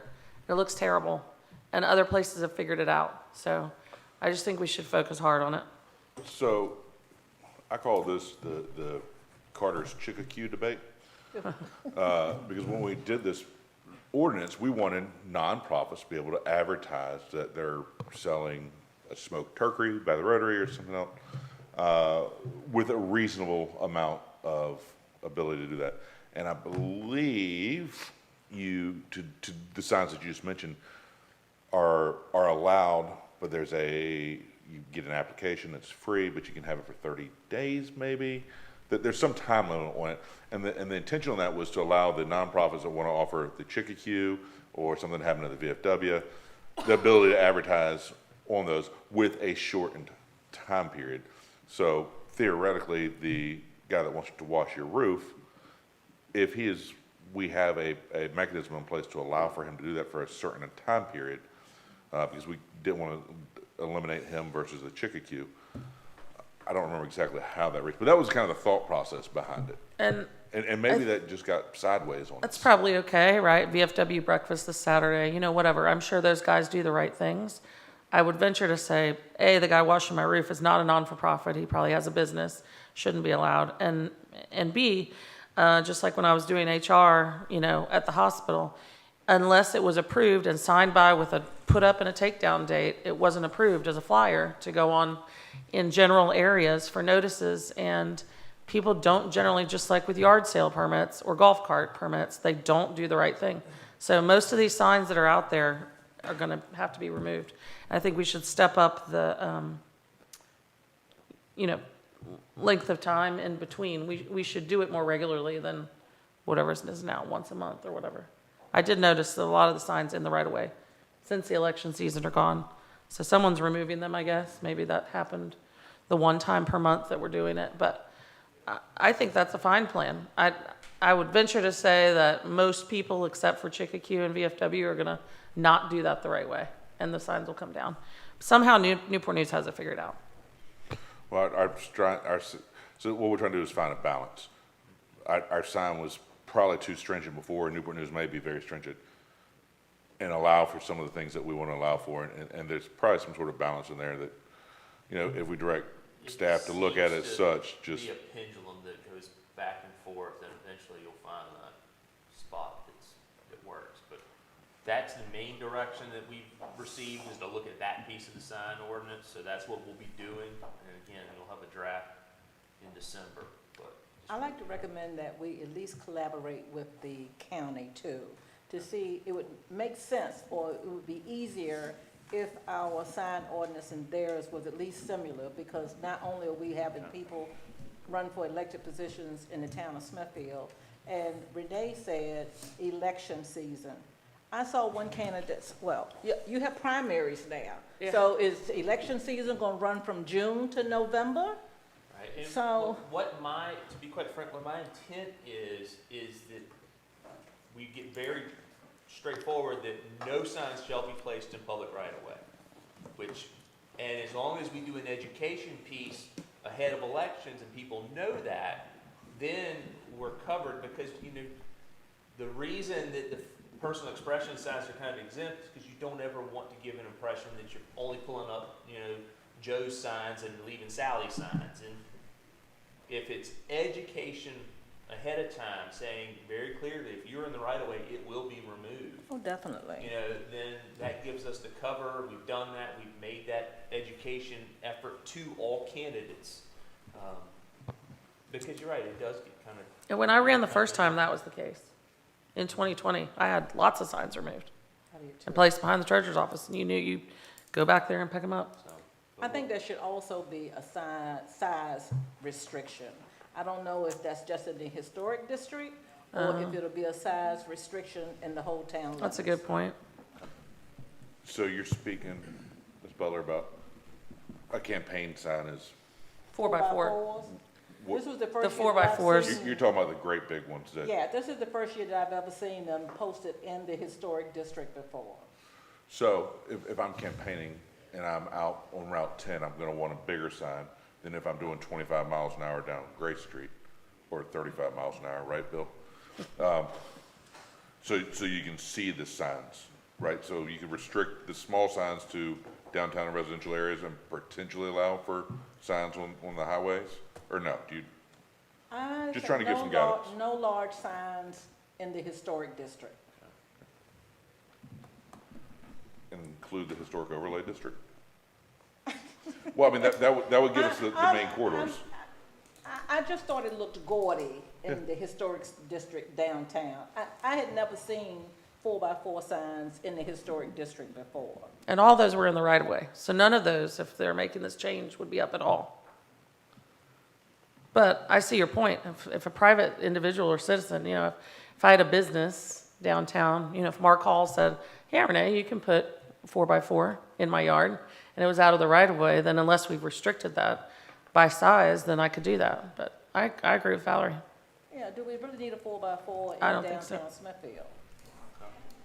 That's definitely something we can look at. My personal opinion, you got a committee that's working it out, you know, bring it back to us. Mobile signage, Ms. Butler? Took a 4x8 sheet of plywood and vote for Randy and rode around in my pickup truck. As long as you don't have it posted in the historic district, Randy. Well, I make one an ice cream. That's my Put point. it It's on your in my pickup vehicle. truck? I know this is serious, but, I mean, people do that, so how? Well, Carter had one last Oh, year. he did. He did. Uh-huh. But. I've seen others before. But it wasn't posted in the historic district downtown Smithfield. No, unless he parked down there. That's my, and I'm not making fun, please. This is something to consider. Do we want to see mobile signs? I mean, are we okay with that, or are we not? Because this is the time to if we're making changes to the ordinance, let's consider these things. Well, I had magnets, as long as you're talking about mobile stuff. Mid magnets, I mean, What did you say, Renee? I had magnets she on had the car magnets on her vehicle. that had the sign on it. Yeah, but a magnet on your vehicle is what? Yeah, I know. 18 by And real estate 24, agents have them too, right? And then 24 by 24. Tim Miner has State Farm Yeah, insurance painted all over his entire truck. I have a catering van. Yeah, right. I think that's a little bit different. Okay, I don't really have a dog in this fight. I'm just trying to explore other opportunities where we might want to make changes or not. I mean, I do park my catering van where it can be seen because I want people to understand that Smithfield Station does catering.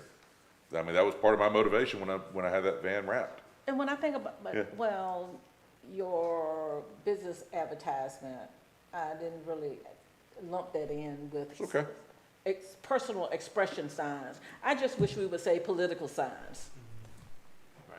In a lot of places, they're completely exempt from all sign ordinances. Madam Vice For Mayor, what? Yes, Steve. I this have is forgotten you going were down there. a slippery slope, as, Mr. Riddick said earlier, when you start talking about free speech and you start talking about whether it's political, whether it's nonprofit, whether it's this, whether it's that, you better have a consistency rule in place that better be able to pass the smell test. I'm just saying that who are we to be the arbiter of what would be acceptable under free speech, under the Constitution as far as due process and things like that? I think you're better off if you decide, well, they can't be in the right of way, or they can be X number of size, they can do this or do that, but it's got to be consistent in order to pass the smell test. If you don't, Mr. Riddick will have his hands full as far as court's concerned. Thank you. Well, I'm hoping that Bill gives us some legal advice or guidance at whatever Well, in we the come up past- with. In the past, they were never permitted in the right of way, and apparently there was a change that, It's too lenient now. well, we should never make them permitted in the right of way. That's just, that, if we had that in place this time, it would not be nearly as obtrusive as it was. That's true. To me, That's true. The biggest piece is the education ahead of time, so everybody goes into it fully understanding that they will be removed if they're in the right of way. Because 4 years ago, Joseph and William rode around I had some. every other day Yes. and pulled them out of the right of way, and they just weren't there. All right, we didn't do it this time because we had made a change to the ordinance, and apparently you couldn't really point to you couldn't point to the ordinance and say that they're precluded there, but we're gonna fix that. And whatever else we fix, we have to be very careful, because you have to be, like Mayor Bowman says, political speech is you can't regulate that. But you can put reasonable restrictions, and we'll find out what passes muster and what doesn't, and then we'll come back to the council with something that you can consider. I'm not a proponent of telling people what they can't do or taking away their free speech, as long as they follow what our ordinance is. Right. And I think it would make it easier for individuals if what we offer and what the county offer kind of makes it easier. So that now that Renee's on Board of Supervisors, when she runs the next time, that when she wants to post a sign in the town limits, she'll be familiar with what the county requires, that she'll also know that it's similar to what the town requires. Well, and a couple of years ago, somebody came through town and they were selling all these feather signs, you know what I'm talking about? Mm-hmm. They're everywhere because somebody was, Yeah. and so we had to deal with those. And we need to be more aggressive about that as well, because people abuse it. Yeah. They abuse it. We had town staff chased down for removing feather signs. We did. Those Yeah, are I long ones remember that that. flap.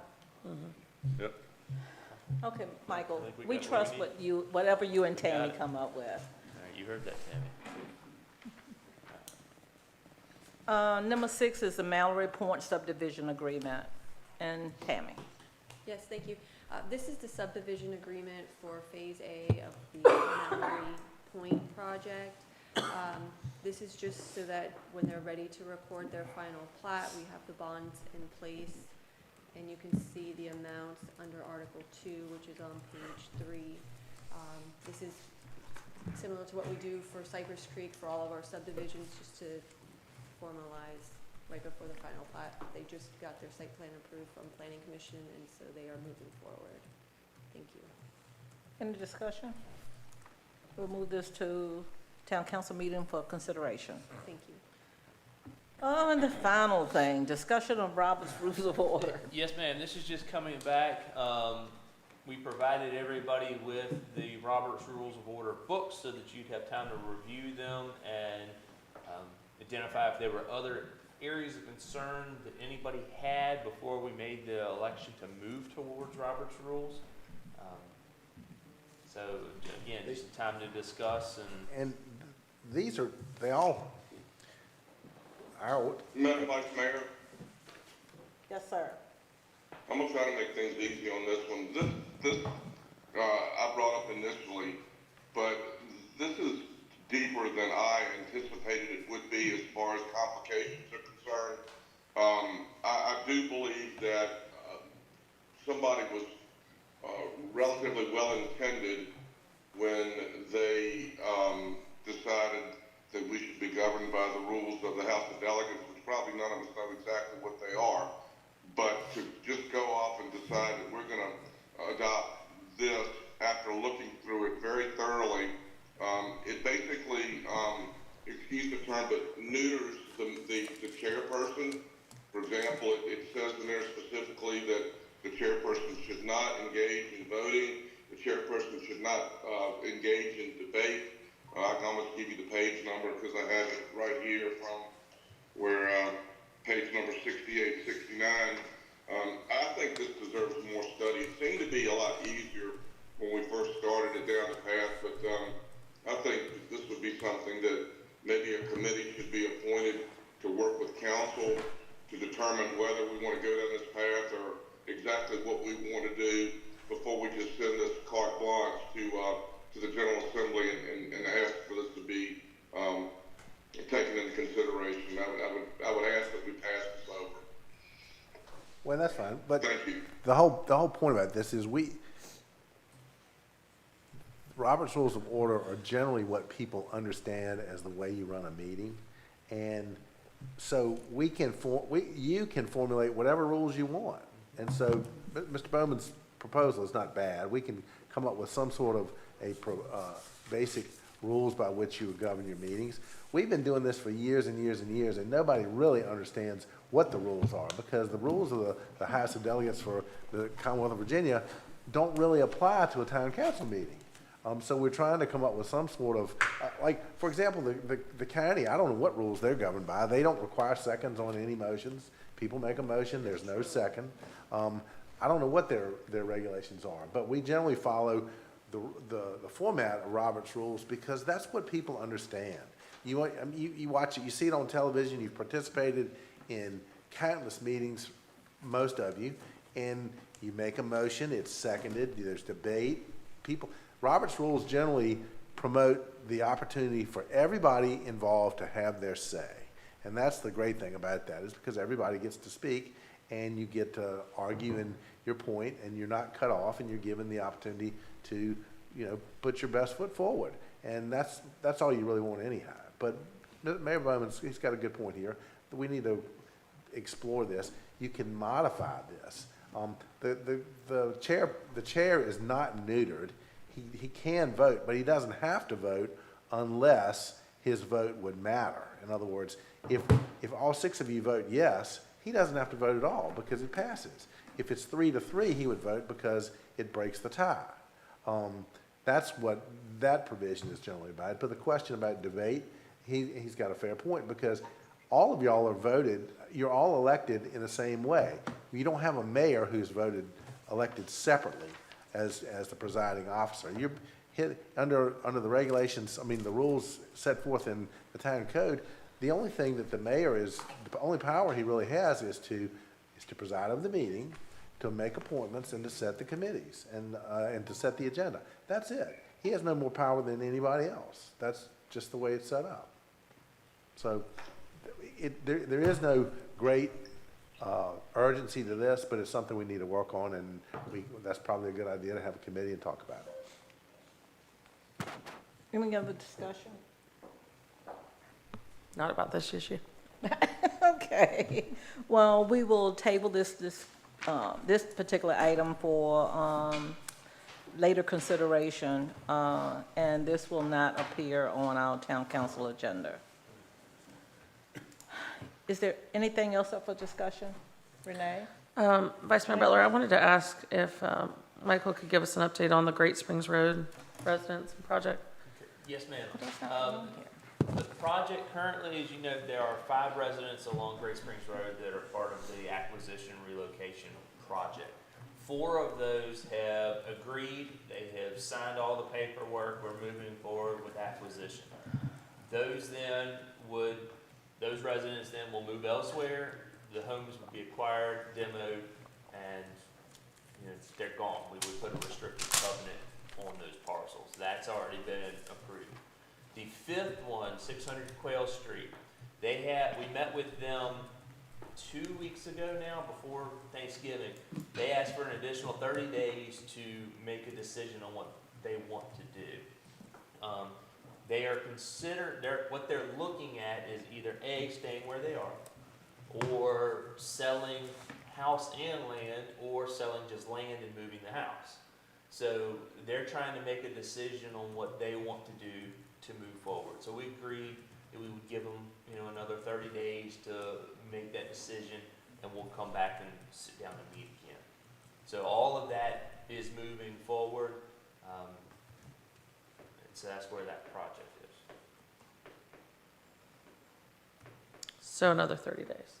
Another 30 days to get the decision from 600 Quail Street. Everything else is moving. From 2 weeks ago. And with regard to self-imposed deadlines, are you feeling satisfactorily that you're reaching contractual agreements with the county that we discussed at the intergovernmental meeting? Yes, ma'am. The water and sewer agreement, that's already been adopted by both entities and is done. The building inspections agreement, I met with the county administrator. His staff is supposed to be working on a draft agreement for us. I know the attorney has also been in contact with their attorney, so we're waiting on them to get us a revised draft for that. And remind me what we said was the deadline for that? I don't know that there was a deadline on that one, but I've met with them and they are working on that, so I will reach out. And I don't know, Bill, have you heard anything else from Mr. Jones on, because they were supposed to be finalizing that and getting us a draft. Another question I had is, I received over the holiday invitation to a police department Christmas party. Yes, ma'am.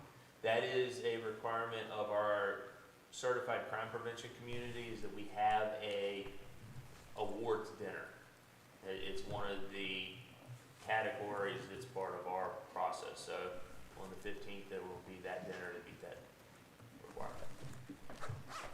Was that so I'm guessing as a part of the certified crime community, we budgeted for that expenditure?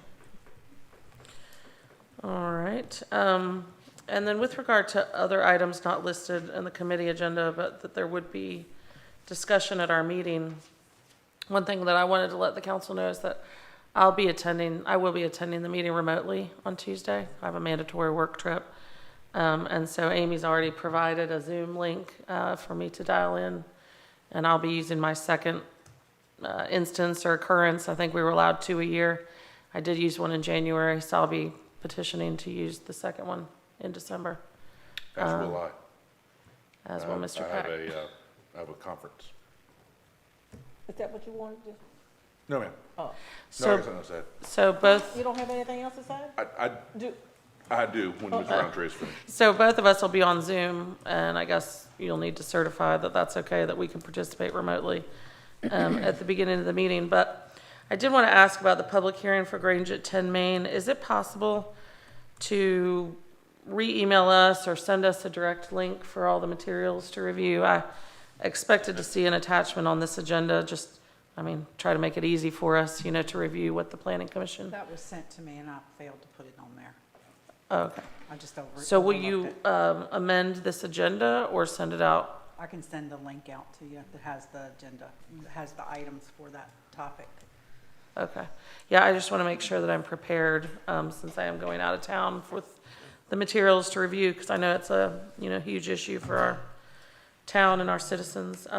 Last thing I have is very minor, but I just wanted to mention is I had breakfast at the bakery this morning, and I know when I eat at Taste of Smithfield as well, the Wi-Fi downtown is terrible. And I don't know if there's grants out there to get Wi-Fi coverage or hotspots or whatever. It doesn't seem to be an issue when you're in Blacksburg and other places with a lot of young people, but Yeah, so Wi-Fi downtown would be really nice if we could have something. I just want to mention it. I didn't know if you'd ever checked. I feel like we had this discussion before. But just It's a thought I'd mention. conversation that's been had with the county IT department about how that could possibly happen. They do have plans. They have long-term plans of connecting every government building with fiber, to interlink everything. And as part of that project, they could potentially put up towers to provide some Wi-Fi coverage downtown. So that is something we've talked about. It's probably been a year since I talked. I know I served on the broadband committee for the county voluntarily as a town representative, and there were several, mobile units that they had available. And I don't know if those are fully deployed, but especially during the holiday season, we have, I feel like, and Judy, maybe you can speak up here, but I feel like I had a discussion with a citizen about, the poor status of internet. And so we're having Mistletoe Market and people trying to swipe their credit cards and Stripe and all this that people depend on. I know it's an issue at the high school, not that that's in town, but, we doubled what we were able to sell at a football game when you can take the cards, right? Yeah. And so that could affect a merchant's ability to sell, especially with the market. Thank you, that's all I have. Okay. Randy? Yes, just one item here. We have an item that is not listed on committee, but will be on council's agenda. And that's to appoint a nominating committee to appoint or reappoint the expiring term of Renard Gibbs on Planning Commission. The only reason I bring this to you guys is because the last time we had a Planning Commission appointment, we kind of made a mistake in that we appointed too many people. We had to increase the size of Planning Commission from 7 members to 8. Would there be an appetite for town council to bring the Planning Commission back down to 7 from the 8? If there was, this seems to be an appropriate time to do so. So just kind of planting that seed. Theoretically, Planning Commission could tie, because if it's a tie, the motion fails. With an odd number, it is more difficult to tie, as somebody would have to be absent or abstain. So it'd be, right now it's the only committee we have that is 8 members. And I know why we did that, and we were trying to, as Mayor was speaking earlier, fix our mistake. I don't really have an opinion on it, but I thought it was an appropriate time to bring it up.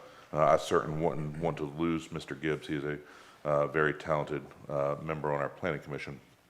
So it's in no way indicated towards his expertise or his performance, but this would be an appropriate time to bring that back down to 7 if we so wished. Of course, 8 hasn't heard anything either. So I just thought I'd kind of plant that seed with you guys. And if there's any opinion one way or the other from council, this would be an appropriate time to move on it. Yeah, I have a comment, Vice Mayor. We talked about this when it happened. I would like to call it an oversight, not a mistake, on what we had done, but we did talk about, we have the opportunity to go back to 7, and then that straightens out the worry or bothersome of having a tied vote.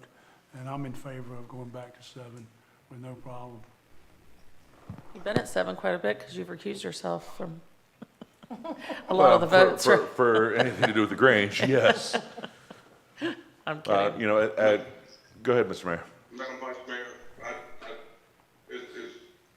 as I recall, I think that's exactly what we had almost planned to do in keeping with what Councilman Smith said. I think if we go back and check the minutes, that was kind of the adjustment that was to be made. As you get older, your mind is not as good, but I do think I remember that being the specific idea in that scenario. Thank you.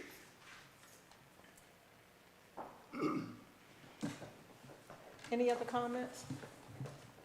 So we will delete I that. have one, believe it or not, last one, 2 things. Number one, thank you for sharing tonight. I think you've done a marvelous job. It's been a long meeting, and you've certainly kept everybody in check and focused. The only other thing I've got left is we did have a discussion pertaining to the red barn or the red shed or whatever we were going to do with that within 30 days. And as I said, the last time we discussed it, last meeting, that I thought somebody deserved some resolution since this has been going on for a while. So I've asked Mr. we had anyone that came up and said, I want every one of those boards and I'm gonna get them out of there, or exactly what the scenario is, or if anybody else has got any comments.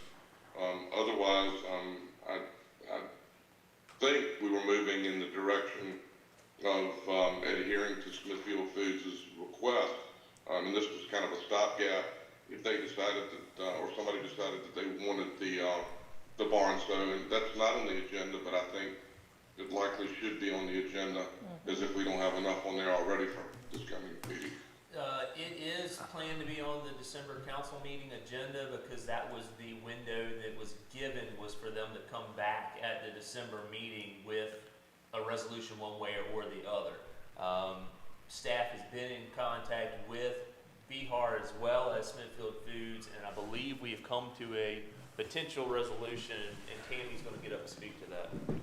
Yes, I had a conversation with the attorney for Smithfield Foods. She was in agreement that they would allow Iowa County Museum first dibs to say on the fixtures and any hardware that were located on the barn in case there was anything of value that the museum wanted to put on display. They were also amenable in considering to having a contractor come out and see if they could preserve any portions of the wood. And she did inform me that they are not planning, there are no current plans to pave that area. It would just remain as it is. I did send her an email outlining those 3 items and asking her to provide some sort of written verification that those 3 items were their intention. I have not received anything as of yet. But it is scheduled to be on the next meeting. I'm sorry, I thank you for that. I think that's a good way to end the meeting as far as compromise, and if everybody comes out of it happy, that would be a wonderful thing. So I think the town staff, Tammy, you especially, and I know Councilman Smith had some involvement with it as well, so anybody that worked toward bringing this to an amicable resolution, I really thank. So, and I promise that's it. Thank y'all. Okay, I have one last thing that's at the bottom of this agenda that says additional items not listed on committee but will be on council's upcoming agenda. The approved summary of town council minutes from November the 8th. And then a reminder to the citizens is that there will be a public hearing, the Grange at 10 Main. We're deleting the reappointment to reduce the planning commission back to 7 members. And however, there will be an appointment nominating committee to appoint or reappoint expiring terms on the Board of Historic and Architectural Review for Russell Hill and Gary Hess. If there is no more discussion, If I could just chime in, just for a point of clarification, Mr. Hess is not interested in being reappointed. Russell Hill did indicate that he wanted to be reappointed, and I wanted to remind town council, he is the contractor for BHAR, so if he is not reappointed, a contractor does have to be appointed. thanks, Tammy. Thank you. Oh, okay. Anything else? That's good. Then we adjourn for the night.